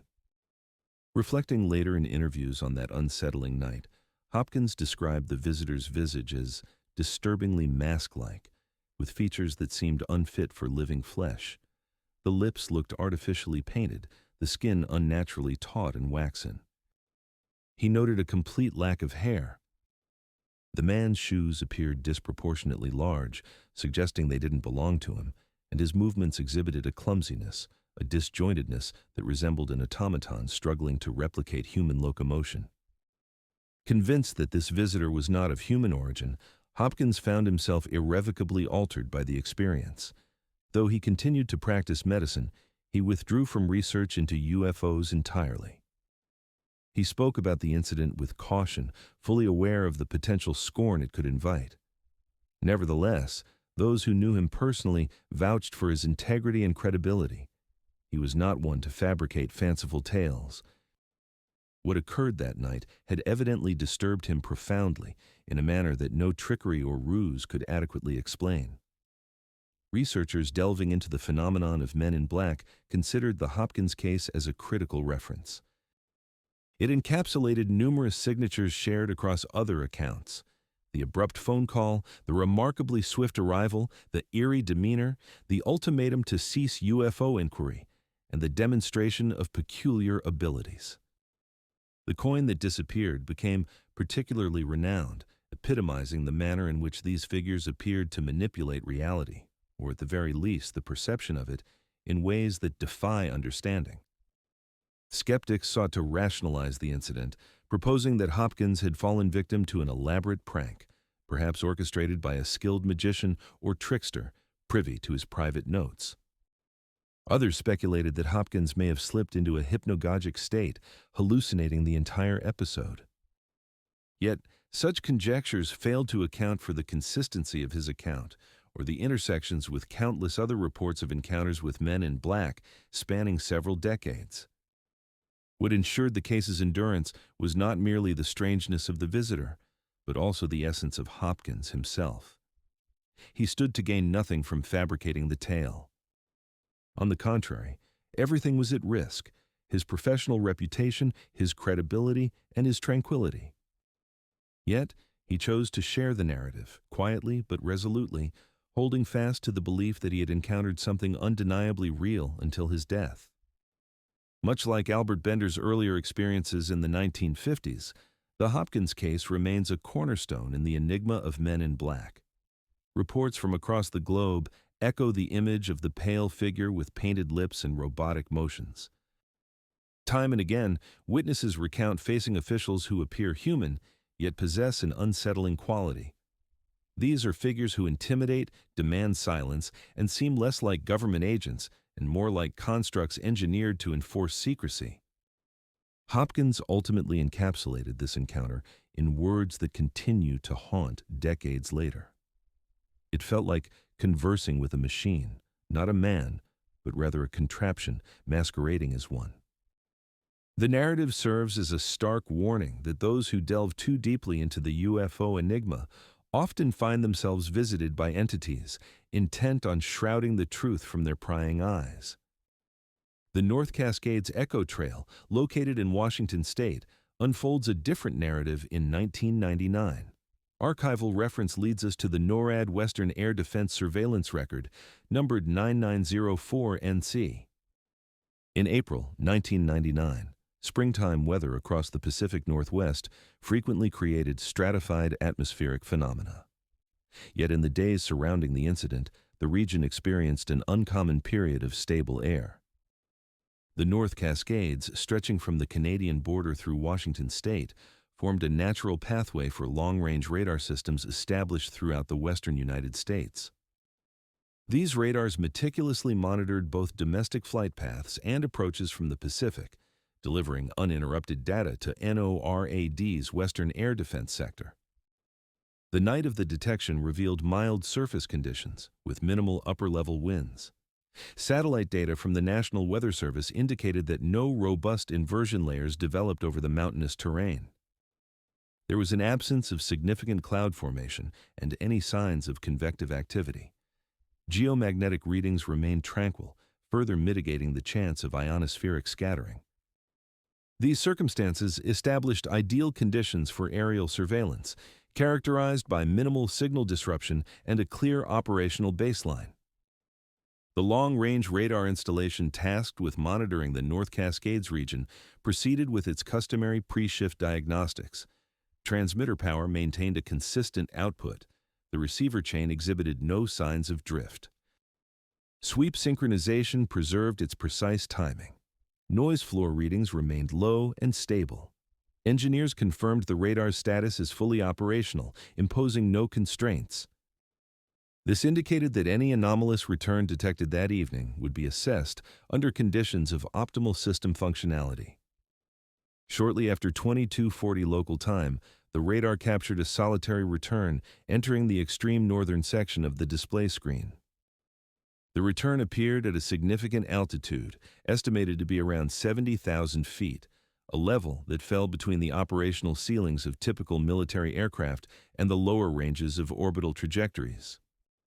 The radar cross-section suggested a compact and coherent object rather than mere scattered clutter. Its amplitude surpassed the threshold typically associated with particulate matter or ground reflections, potentially lifted by inversion.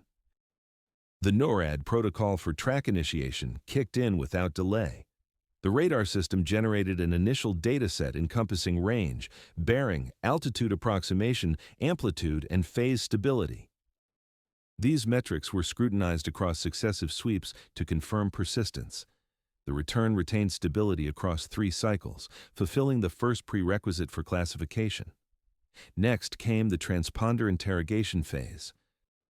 The radar issued requests for Mode A, Mode C, and Mode S responses, followed by an inquiry for encrypted military codes. No replies were registered.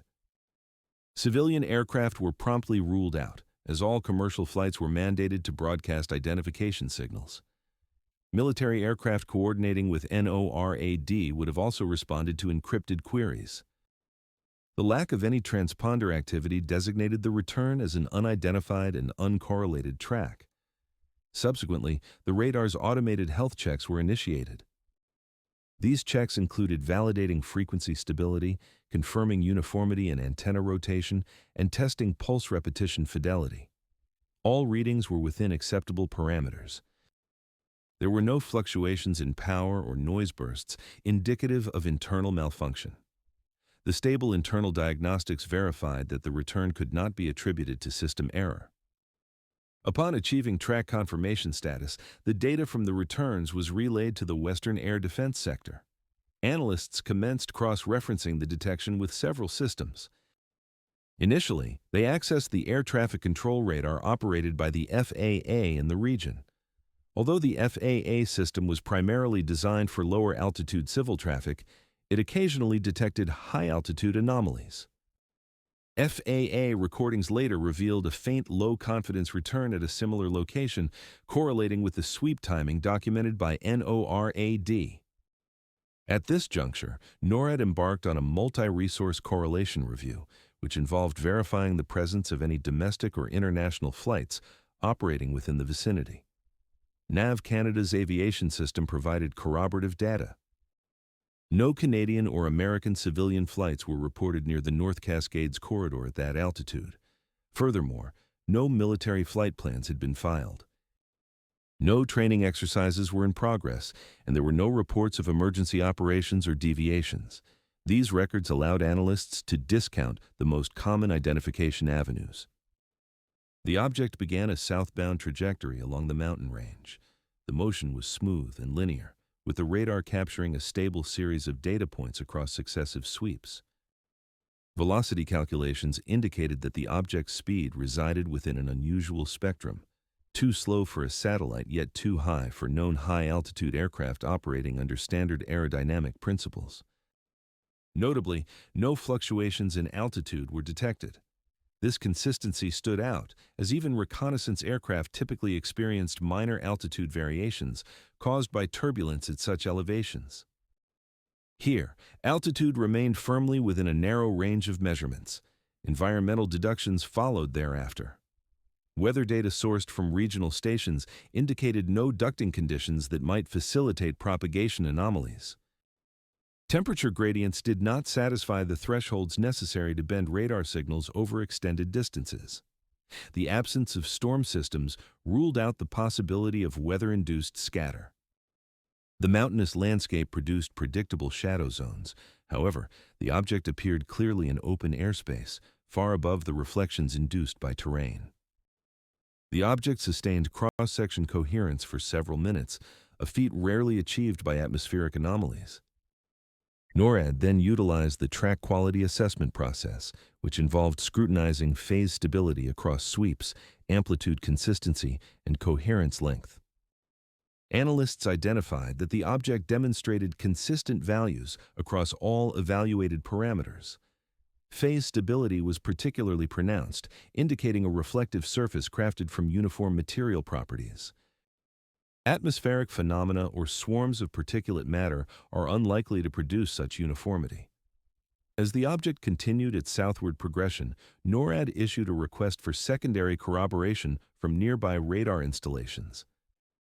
2 additional radars successfully detected the same return. One provided partial tracking, managing intermittent sweeps due to the challenges presented by terrain geometry. The other, located farther south, captured several clear detections that corresponded with the object's altitude and trajectory. These detections were time-stamped and juxtaposed with the logs from the originating station. All time markers aligned within acceptable synchronization tolerances, thus validating the multi-station correlation. The next step in the procedural framework involved correlating long-range aviation and space data. Consultation with satellite tracking networks followed, revealing that no satellite traversed the area at that moment. There were no re-entry trajectories to explore. Orbital debris forecasts for that day indicated no fragments descending into the upper atmosphere within that vicinity. The object's velocity and altitude deviated from typical decaying orbital material, which usually presents erratic movement, shows fragmentation in radar signatures, or accelerates downward. This particular object exhibited none of these behaviors. FAA flight service stations were engaged for an investigation into whether any aircraft in distress had diverged from established flight paths. No emergency transmissions or reports of communication loss were registered. Cross-checking with private aviation databases also yielded no indications of flights in distress. There was no evidence suggesting that the radar return corresponded to any undocumented aircraft, training vehicles, balloons, drones, or research platforms. As the track approached the Snake River Plateau, the radar system recorded its last measurements. The return maintained its coherence until the final complete sweep. Then, in an abrupt absence of gradual fade or distortion, the object vanished entirely from the radar display. This disappearance was consistent across all monitoring stations, with no partial returns, no reduction in amplitude, and no morphing into background noise. The cessation appeared to occur between sweeps, a phenomenon frequently recorded in uncorrelated high-altitude detections. After the object's vanishing act, NORAD initiated the post-event analysis protocol. Engineers meticulously scrutinized every diagnostic record collected from the involved stations, revealing no anomalies. Environmental agencies reaffirmed that no atmospheric conditions could have facilitated anomalous reflections. Intelligence channels confirmed no foreign aircraft activities had been detected. Naval and coastal surveillance systems reported no findings. Civil aviation databases underwent re-evaluation with no new information emerging. Every data point returned negative results. The analytical report classified the incident as a high-altitude uncorrelated track with multi-station validation, consistent amplitude, stable altitude, and an inexplicable termination. The findings did not satisfy any criteria for misinterpretation, atmospheric interference, radar malfunction, or known aerospace operations. The track bore no affiliation to satellites, aircraft, balloons, drones, or debris. Its vector path did not align with recognized flight routes or acknowledged long-range testing corridors. Its behavior matched a small subset of uncorrelated returns, denoted in NORAD's internal documentation as coherent linear anomalies. The case was logged into the Western Air Defense Sector's archives, where it remained chronicled as a fully documented occurrence, lacking a definitive source or elucidation. The Hudson Valley UFO wave, spanning from 1982 to 1986, unfolded in Hudson Valley, New York, USA. A phone call materialized from a woman residing in Hopewell Junction. Her tone was calm but quivering as she conveyed that something was hovering above the trees behind her home, emphasizing that it was big, really big, and utterly silent. Mere moments later, another call was received. This time, a man driving along Route 9 reported the sighting, stating that it was positioned above him, describing a triangular shape adorned with massive lights encircling it. He felt compelled to pull over, insisting that someone needed to be dispatched.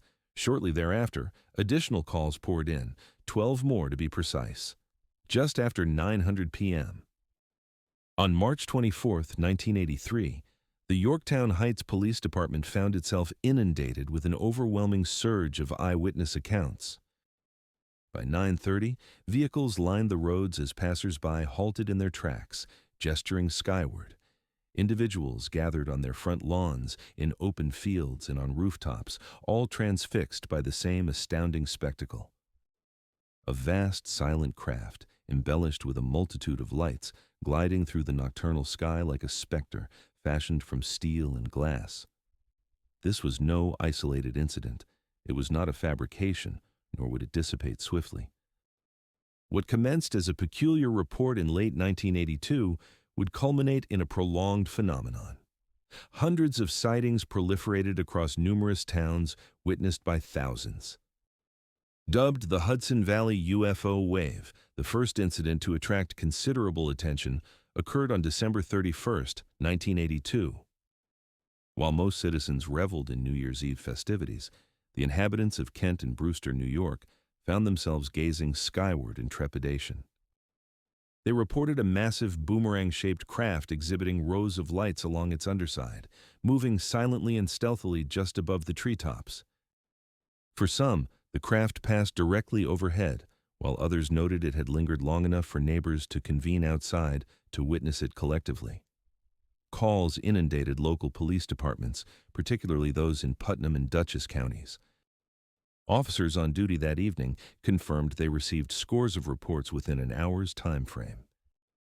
One deputy, responding to a call regarding a possible crash, discovered no debris, but confirmed that something extraordinary had traversed the skies above.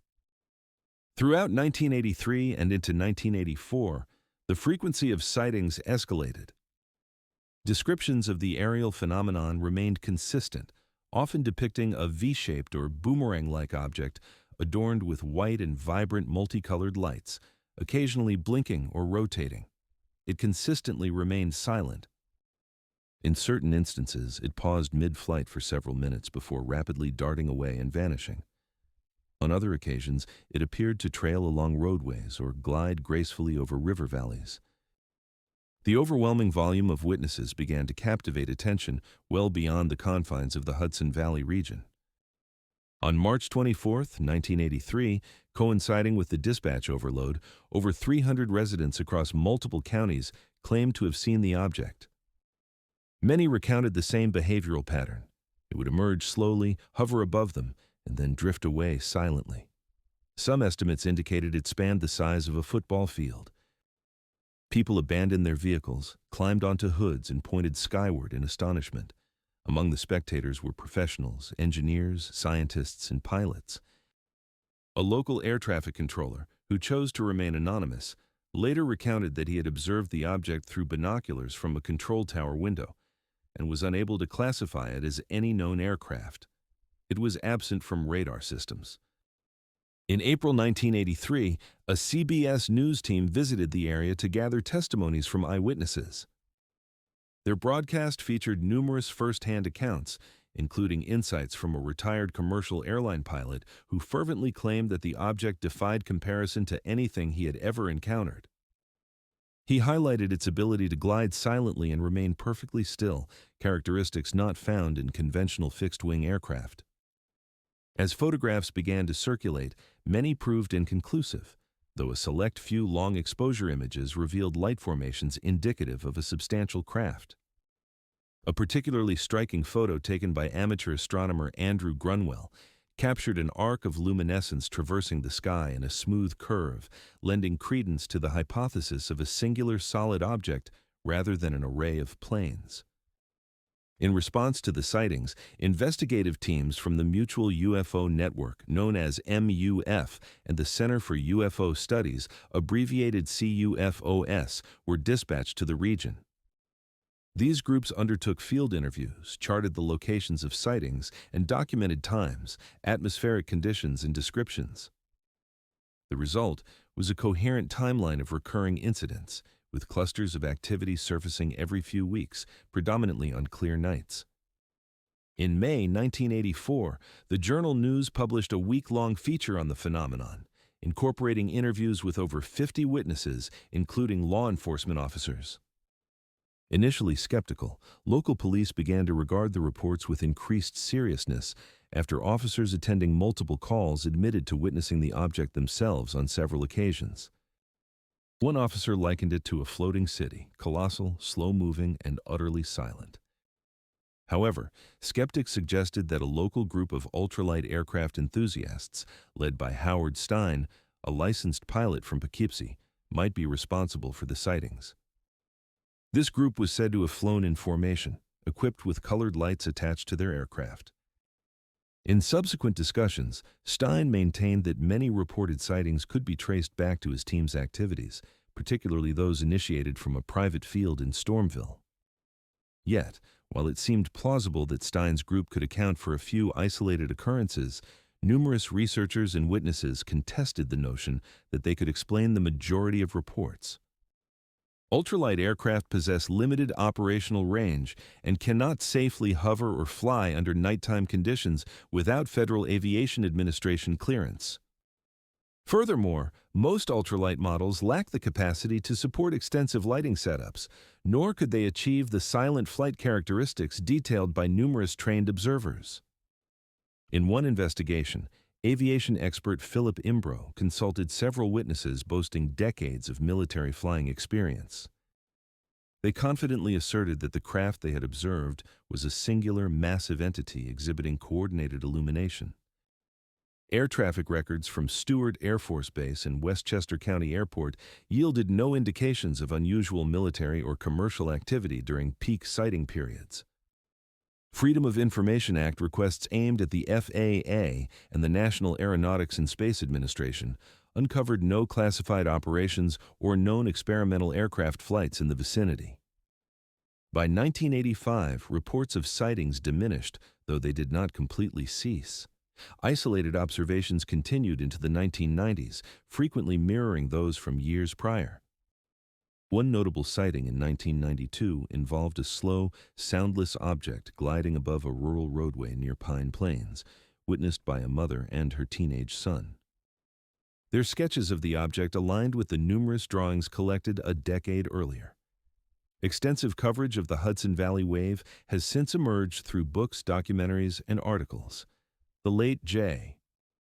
Allen Hynek reviewed several early accounts before his passing, deeming them among the most credible he had encountered. He noted the remarkable consistency, the sheer volume of witnesses, and the absence of psychological profiles, suggesting mass hysteria, leading him to assert that some genuine occurrence had transpired. What exactly transpired remains a mystery. No official explanation has surfaced, and there are no publicly acknowledged experimental aircraft that align with the described behaviors observed. Furthermore, no hoax has been pinpointed that could account for the scale and duration of these sightings. Today, the Hudson Valley UFO wave stands as one of the most thoroughly documented and compelling instances of mass multi-year UFO activity in contemporary history. It eluded easy explanations, engaged thousands of reliable witnesses, and unfolded not in secrecy but in plain sight just north of New York City. A retired engineer who observed the object in 1984 encapsulated the sentiment best during a 2007 interview when he remarked that people often ask why definitive proof was not obtained. He replied that they did have proof, having witnessed it firsthand with their own eyes.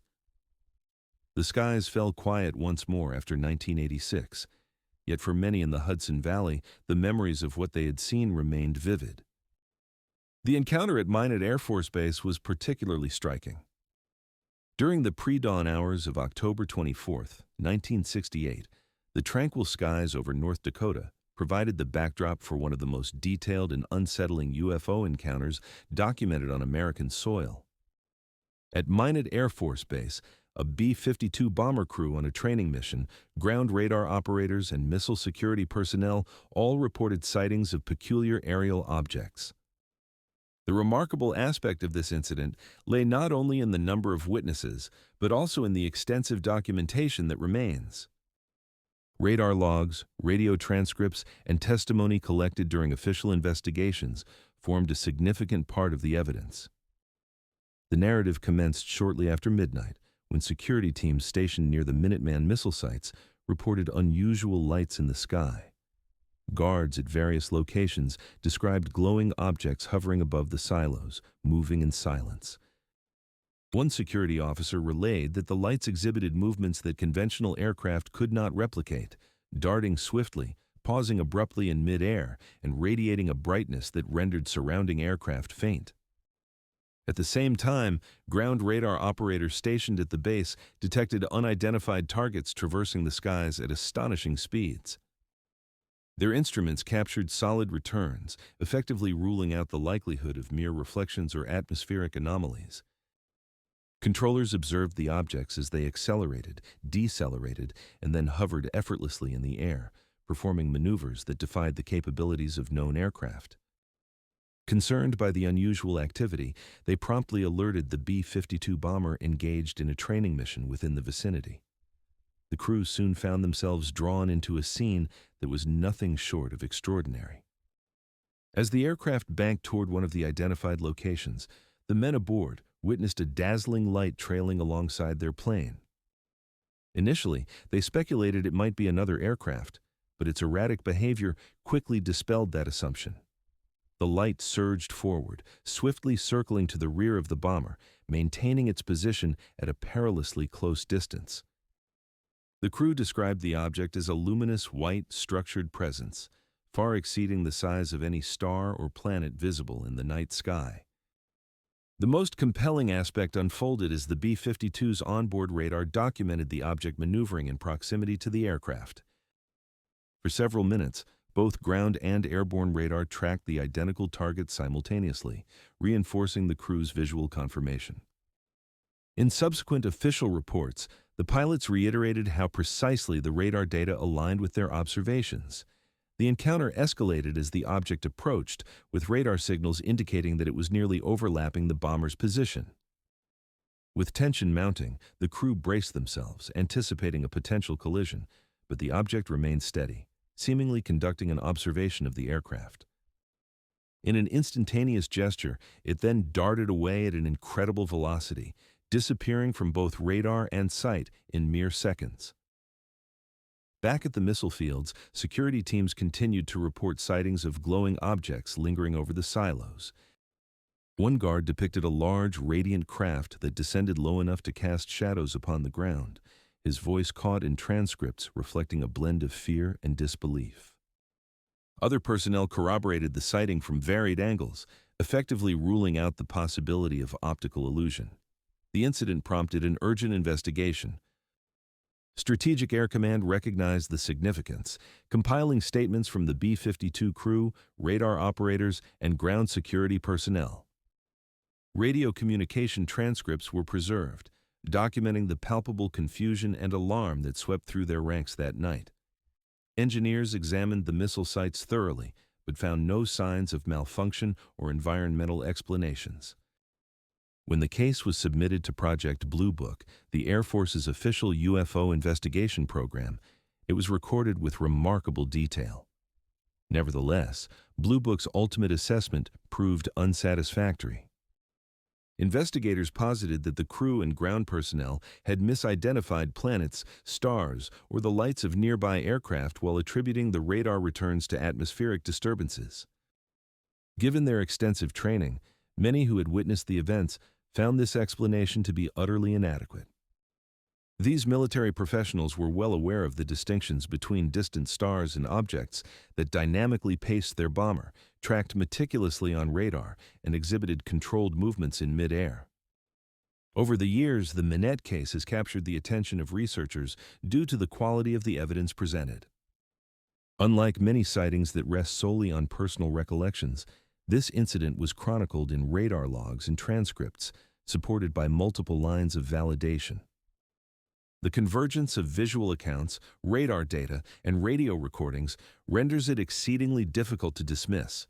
For the individuals who experienced it, the memories remain vivid and enduring.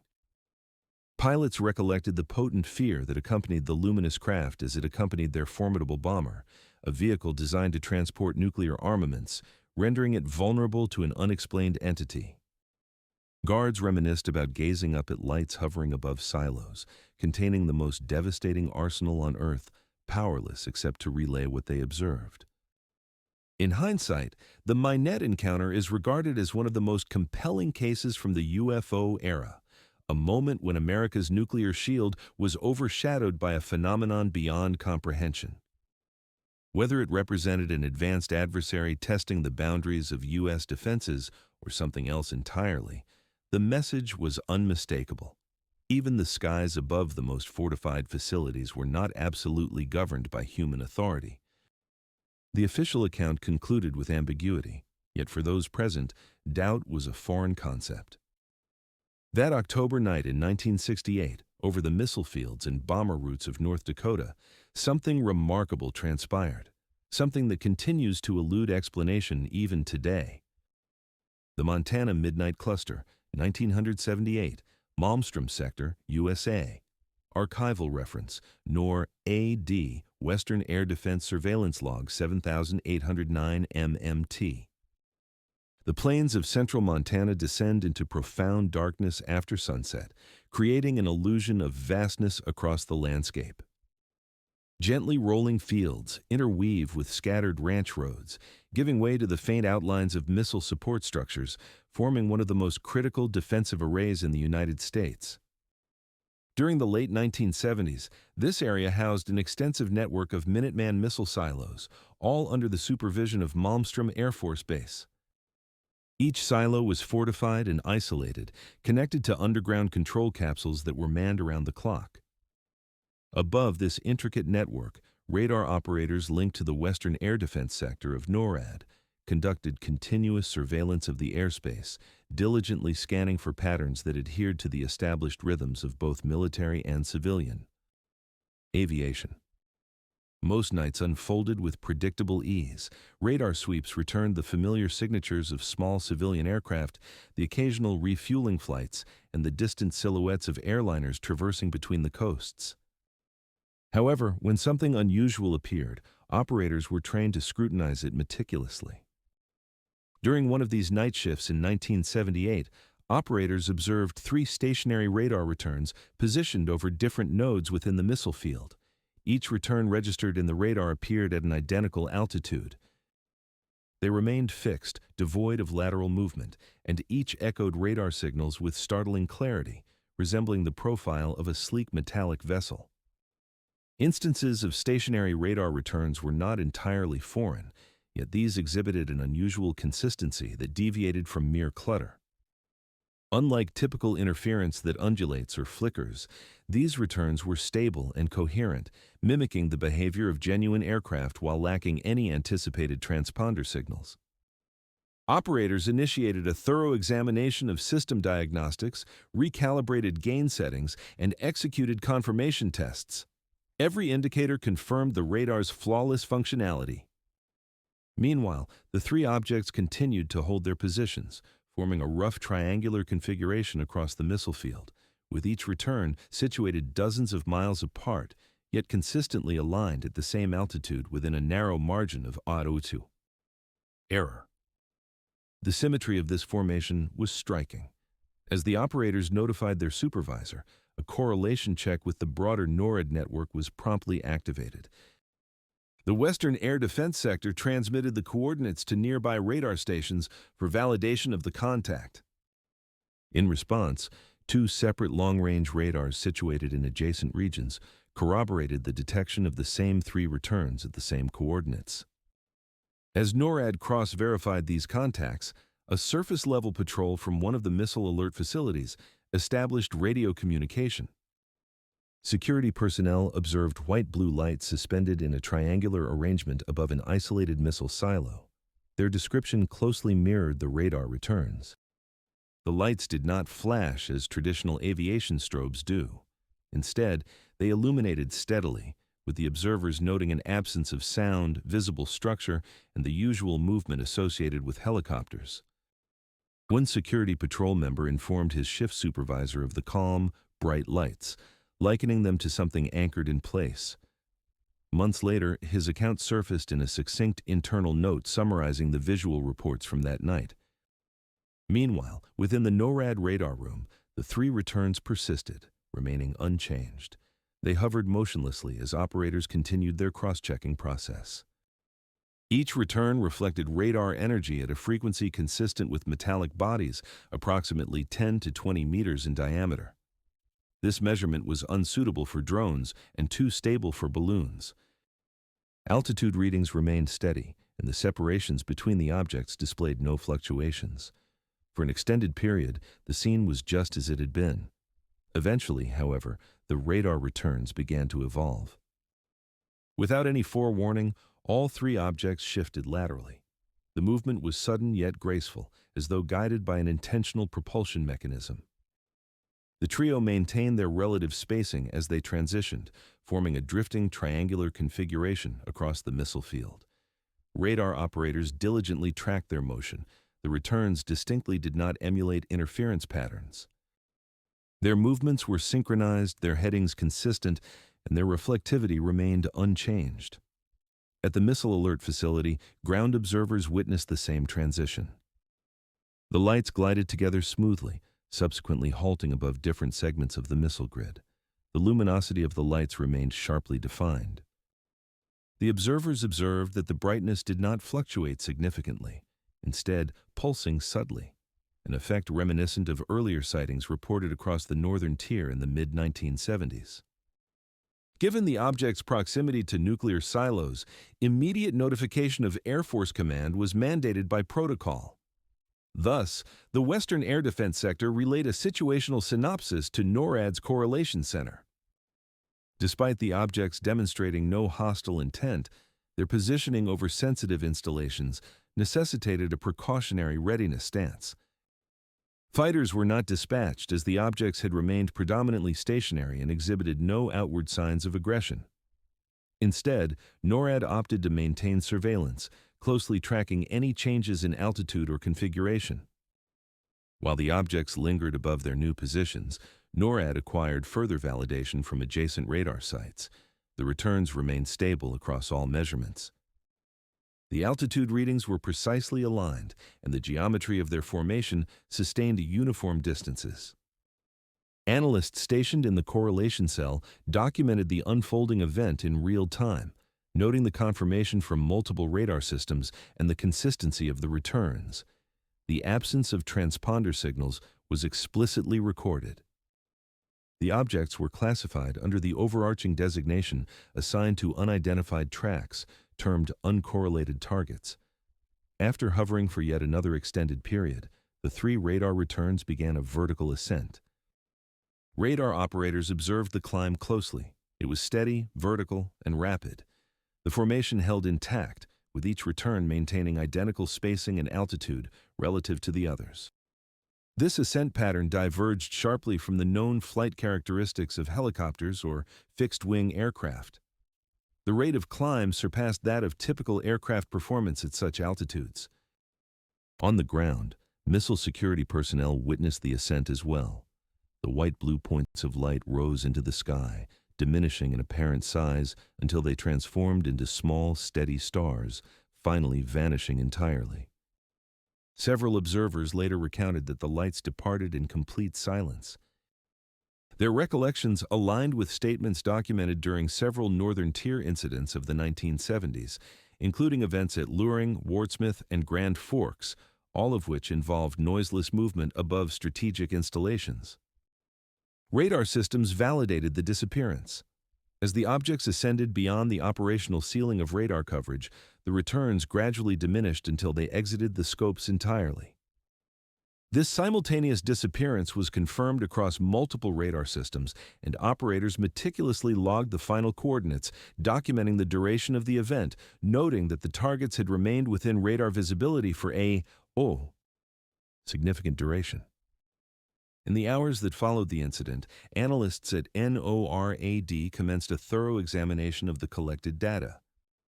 Engineers from the Western Air Defense Sector scrutinized the radar logs for any signs of malfunction, but calibration assessments indicated that the systems had functioned within normal parameters throughout the duration of the event.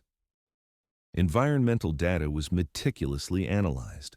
There were no instances of temperature inversions, plasma ducting, or geomagnetic anomalies that might produce erroneous returns. Weather conditions were stable as well. Even the data from Defense Support Program satellites underwent review, yet no infrared signatures corresponding to any known aircraft or debris were detected. Flight plans covering the entire region were also assessed. At no point did any military or civilian aircraft appear in the vicinity during the event's timeline. No training exercises were documented within the mentioned coordinates. There were no reports of weather balloon launches. The absence of any complementing flight data further solidified the classification of the targets as uncorrelated entities. The summary prepared by NORAD for the Operations Division laid out the facts devoid of interpretation. 3 radar returns were identified at an identical altitude above Minuteman missile sites, with confirmation from multiple radar systems. Ground security personnel provided visual observations describing white-blue lights exhibiting structured movement. The objects hovered, coordinated their motion, and ascended before vanishing from radar detection. No malfunctions in the system were reported. No aircraft aligned with the events recorded. No conclusive identification was reached.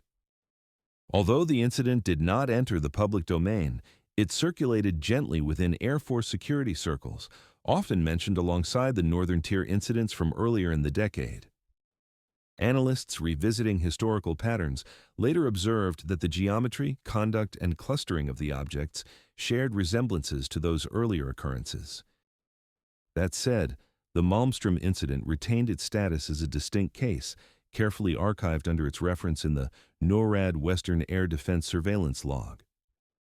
As operations gradually returned to routine, missile crews resumed their standard protocols. Radar operators continued their nightly watch, though those manning the consoles that evening never forgot the clarity of the radar returns. The objects neither flickered nor wavered as typical ground clutter would. They maintained their positions with remarkable precision, moved with intent, and disappeared just as deliberately. The final entry in the archived surveillance log was concise and adhered to NORAD's procedural norms. No correlation established with known aircraft or atmospheric phenomena. Event recorded for reference. The La Serena encounter, which occurred in 1977 near the La Serena-Coquimbo region in Chile, stands out. The coastal air surrounding La Serena cools swiftly after sunset. In the year 1977, the roads on the outskirts of this northern Chilean city were tranquil, edged by expansive farmland and rugged ridges extending toward the Pacific Ocean. It was along one of these roads, Route D41, near the El Romero area, where a peculiarity interrupted an otherwise mundane night. 2 officers from the Carabineros, Chile's national police force, were conducting routine patrols just after 10 in the evening.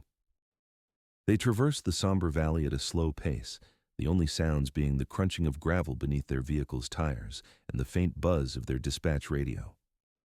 Their assignment that night was straightforward: monitor the perimeter of the nearby agricultural enclaves and ensure the roadway remained unobstructed. The lead officer, Subofficial Ernesto Vidal, later recounted that he first noticed it while navigating a curve. Suspended in the air above the hillside was a solitary bright light. It remained motionless, not pulsating, not shifting, merely hovering. Initially, he presumed it might have been a helicopter, yet there was no sound, no rotor wash, no accompanying lights.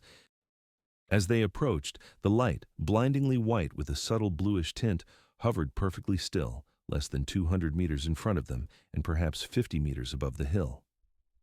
They halted the vehicle. Then, the radio crackled to life. Rather than the familiar dispatch chatter, only static filled the air. They attempted to relay their location, but received no acknowledgement. Moments later, the light began to shift. It glided slowly to the left in a smooth arc before abruptly halting mid-air. After hovering for several seconds, it descended slightly and then shot straight up into the sky without acceleration or sound. Within less than 2 seconds, it was gone. The officers sat in silence, awash in disbelief. There was no trailing illumination, no flicker, only the distant rustling of insects and the silence of the dark hillside. They turned the vehicle around, returning to the substation to file a formal report before midnight. Vidal noted in the logbook that he had observed an aerial object that made no sound, experienced interference on the radio, and displayed movement inconsistent with that of an aircraft. The station chief relayed the report up the chain of command. According to declassified internal documents retrieved decades later by civilian researchers, a summary was forwarded to a liaison office associated with the Chilean Air Force, FAC. The official response, logged days later, acknowledged receipt and recommended against issuing a public statement, yet the tale did not conclude with the officers. The following morning, a local farmhand named Claudio Riozo visited the La Serena police outpost.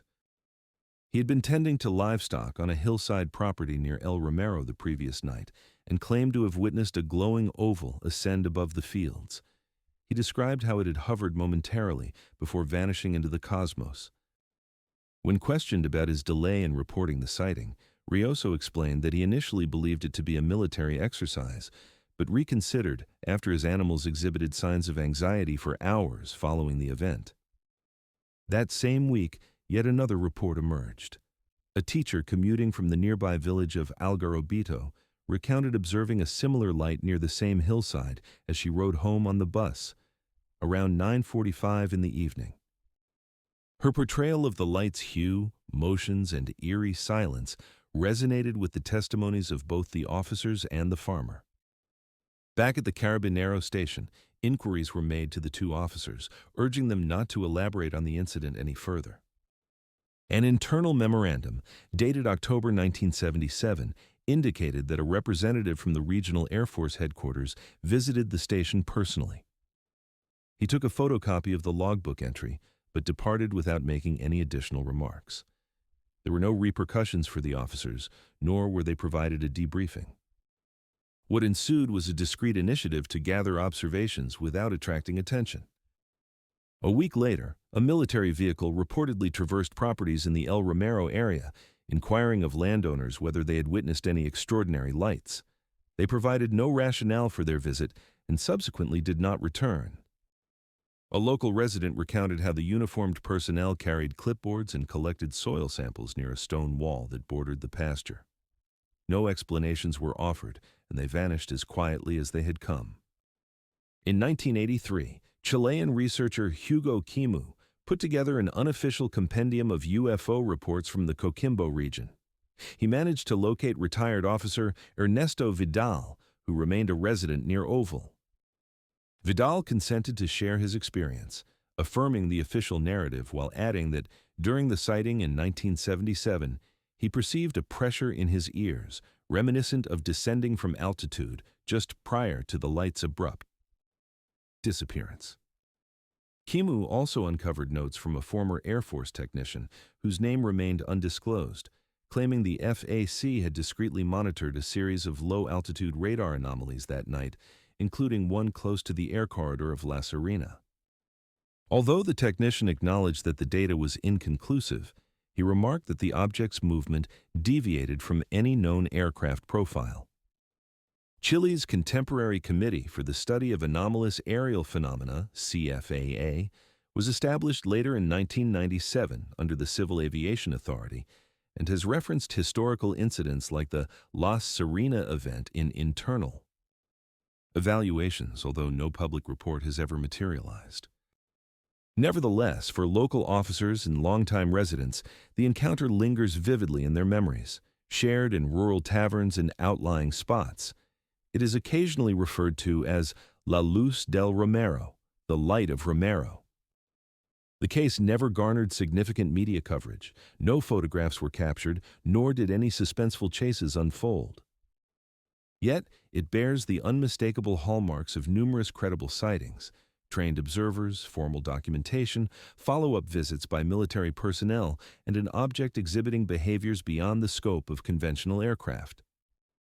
Throughout the years, La Serena has remained a subtle point of intrigue for aerial anomaly enthusiasts. Its expansive skies, sparse population, and adjacency to restricted airspace create an environment ripe for sightings, even as they tend to remain shrouded in silence. The vicinity around El Romero has not reported a comparable event since that time. Locals continue to regard that section of hillside with subdued curiosity. Some speculate that the object made a secret return, while others contend it was an isolated incident never meant to be witnessed. Yet for those who observed it, the vision has never faded, a silent, radiant object that defied human design, vanishing into the night as if it had simply ceased to exist. And in 1977, For a fleeting few moments, something traversed those skies that even the seasoned carabineros could not elucidate. There was no confrontation, no cryptic message, no chaos, only a tranquil, luminous form in the sky and the quiet that enveloped when it vanished. As for Sheila Franklin, in the summer of 1978 in Indianapolis, Indiana, the knock arrived just after sunset, sharp and commanding against the front door of the Franklin household. Sheila halted at the sound, peering through the curtain and spotting two men waiting on the porch, attired in dark suits that seemed incongruous for the sweltering Indiana summer heat. Their skin was pale, their expressions void of warmth. When she tentatively opened the door a fraction, one of the men calmly addressed her by name, as if they had been acquainted for years. They expressed the need to discuss what she had witnessed. His tone was low and precise, imbued with a sense of authority, yet he presented no identification, nor offered any clarification regarding his knowledge of her. A sense of instinctual fear prompted Sheila to step back. Much to her surprise, the men crossed the threshold as if granted permission, their movements methodical and their presence looming. In that moment, she recognized the authentic peril lay not in the celestial phenomenon she had witnessed weeks prior, but rather in the individuals who had now come to obscure the memory of it. Sheila Franklin was a 29-year-old office secretary residing on the east side of Indianapolis in 1978. She did not belong to any UFO organization, nor was she a writer or researcher. Her interest in the field was non-existent, save for fleeting moments of idle curiosity. Her existence was tranquil, focused on her employment, her church commitments, and her family. By all measures, she was practical, reserved, and firmly rooted in her community. Her narrative emerged not from a desire for notoriety, but rather because those close to her observed a palpable change in her demeanor following the strange encounter, prompting her to reluctantly share her experience with MUF field investigators, who meticulously documented her testimony. The trigger for the sequence of events was less remarkable than many others in UFO lore. One evening in July 1978, Sheila drove home when she happened upon a brilliant light hovering over a field just outside of town. Initially, she inferred it was a helicopter, yet as she slowed her vehicle, she discerned it to be disc-shaped, glowing from its edges, suspended silently in the air. The sighting endured for merely a minute or two before the craft surged upward and vanished. Startled, she recounted her experience to a co-worker the following day. The co-worker, familiar with MUFON, encouraged her to document her sighting and reach out to an investigator. She did so cautiously, participating in a brief telephonic interview. It appeared to be the conclusion of her story until the men appeared at her door. The two men introduced themselves without providing any names. They claimed to be investigators, yet showcased neither badges nor documentation. Their demeanor was calm but disquieting. They possessed knowledge of particulars she had kept private, the exact date, the road along which she had driven, even the details of her exchange with her co-worker afterward. They posed inquiries and captured phrases with unsettling precision. How long had she lingered in her car? Had she captured any images? Had she conversed with anyone other than her co-worker?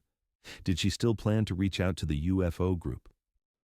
Each question seemed less about genuine curiosity and more like an effort at corroboration, as if they already possessed the answers.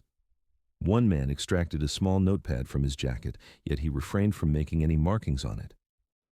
The other remained rigid, his unyielding gaze locked onto her, unwavering. Sheila later remarked to investigators that their manner of speaking felt mechanized, as if delivered with rehearsed precision. It was akin to listening to a playback, she recalled. Whenever she faltered in her responses, their tone would shift subtly. They cautioned her firmly against pursuing her involvement with the UFO group. One advised that it would be preferable if only she could overlook what she had witnessed. Their words lacked a definitive shout or overt threat, yet the gravity of the message was undeniable. After several minutes of this unnerving exchange, they abruptly stood up, leaving without any handshake or expressions of gratitude. They strolled back to their black sedan, which departed with an unsettling silence for such a large vehicle. Sheila remained at the window, shaken, until the glowing taillights faded into the distance. In the following days, she felt an unshakable sensation of being observed. On her return home each evening, she occasionally spotted a car idling on her street, dark and unmarked, with two figures seated within. Initially, she attempted to dismiss it as mere coincidence, yet the vehicle's repetitive presence at varying hours became unnerving, always vanishing as soon as she contemplated stepping toward it. Her phone line began to crackle and pop during conversations. On one occasion, upon answering, she perceived a faint echo of her own voice repeating back to her, as if a second line was eavesdropping. Sharing this experience with a coworker led to a nervous laugh and a jest about the government, perhaps wanting to silence her regarding her UFO sighting. The comment, intended as a light-hearted quip, only intensified her discomfort. At home, she began to open the curtains with greater caution, ensuring to survey the street before unbolting the front door. She stopped taking evening walks, fearful that the sedan might pursue her. Neighbors later informed MUF investigators that Sheila, once warm and engaging, appeared withdrawn during those weeks, her smile quickly fading, her responses becoming increasingly terse. 2 weeks following the unsettling visit, she returned home to discover her living room had been subtly disturbed. A lamp had been repositioned, and her desk's papers were askew. No valuables were missing, neither cash nor jewelry, but the notebook containing her sighting details had vanished. When she confided in a close friend, her voice trembled. "They returned while I was away," she stated. "I cannot explain it, but they came back." The strain of it all swiftly took its toll. Sheila ceased discussing her sighting, telling her family instead that she had revealed too much and that it would be prudent to drop the matter. When her sister pressed for details, Sheila's expression darkened. "You do not comprehend," she insisted. "It is unsafe." Her fear manifested in subtle ways. She unplugged her phone each night. She refrained from answering knocks at the door unless she could identify the visitor. Longtime friends remarked on the change. One described her as if she were living in anticipation of a sudden event. MUF investigators who followed up found her unwilling to engage. While she confirmed the essentials of her sighting, she grew visibly unsettled when they broached the subject of the men's visit. She acknowledged their arrival and their warning, but refrained from elaborating further. "They instructed me not to speak," she whispered. "I should not even be mentioning this." The silence seeped into her professional life. Co-workers observed her withdrawal from casual conversation and the lunchtime gatherings, noting her tendency to gaze vacantly out the window as if lost in thought. One recalled her quietly stating that it was not the light she feared, but the men. What troubled researchers most was the specificity of the men's insight. They had known details that only her co-worker and the MUF field investigator had received. They had hinted at her intentions to remain involved with the UFO group, despite her only ever having discussed it over a singular phone call. When MUF investigators consulted local police to determine whether any officers had visited her home, the response was unequivocal: no. The police adamantly denied any knowledge of such a visit and insisted that there was no cause for meddling in her report. If it were not the police, then who could have been responsible? The men carried themselves with the assurance typical of officials, yet no agency would claim them. They spoke with a commanding authority, but their credentials dissolved upon closer inspection. Their warning was unequivocal, yet their presence left no footprint. For Sheila, the contradiction was intolerable. She longed to believe that she could turn to some authority for protection, some agency that would elucidate her experience. Instead, she encountered nothing but denial and silence. The stark absence of answers morphed into its own unsettling form of affirmation. The case of Sheila Franklin never graced the headlines. It did not feature in newspapers or attract the attention of national televised media the way earlier UFO encounters had. Yet, among researchers, her ordeal emerged as a quiet reference point, exemplifying how men in black activity had evolved by the late 1970s. Unlike the high-profile incidents of the 1950s and 60s, which often involved the seizure of photographs and tangible evidence, Franklin's experience marked a different shift. It illustrated the silencing of ordinary witnesses brave enough to share what they had witnessed. She possessed no photographs to publish, no fragments of material to analyze, nor any dramatic abduction narrative to lead a headline. All she held was her account. Yet, that alone was sufficient to provoke a visit from men intent on enforcing her silence. Her fear was palpable, lingering long after the sighting had ended. Friends would later observe that she refrained from discussing the incident for the remainder of her life. Even when approached by well-meaning researchers eager to delve deeper into her account, she would merely affirm that she had been instructed to forget. The burden of that directive lingered with her, weighing heavily until silence appeared to be the only refuge.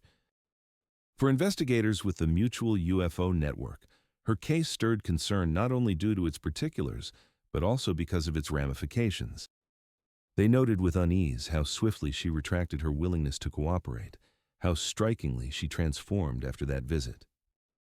The strange details surrounding the men's familiarity with her life and their audacity to intrude remained inexplicable, leaving the investigators with a sense of bewilderment.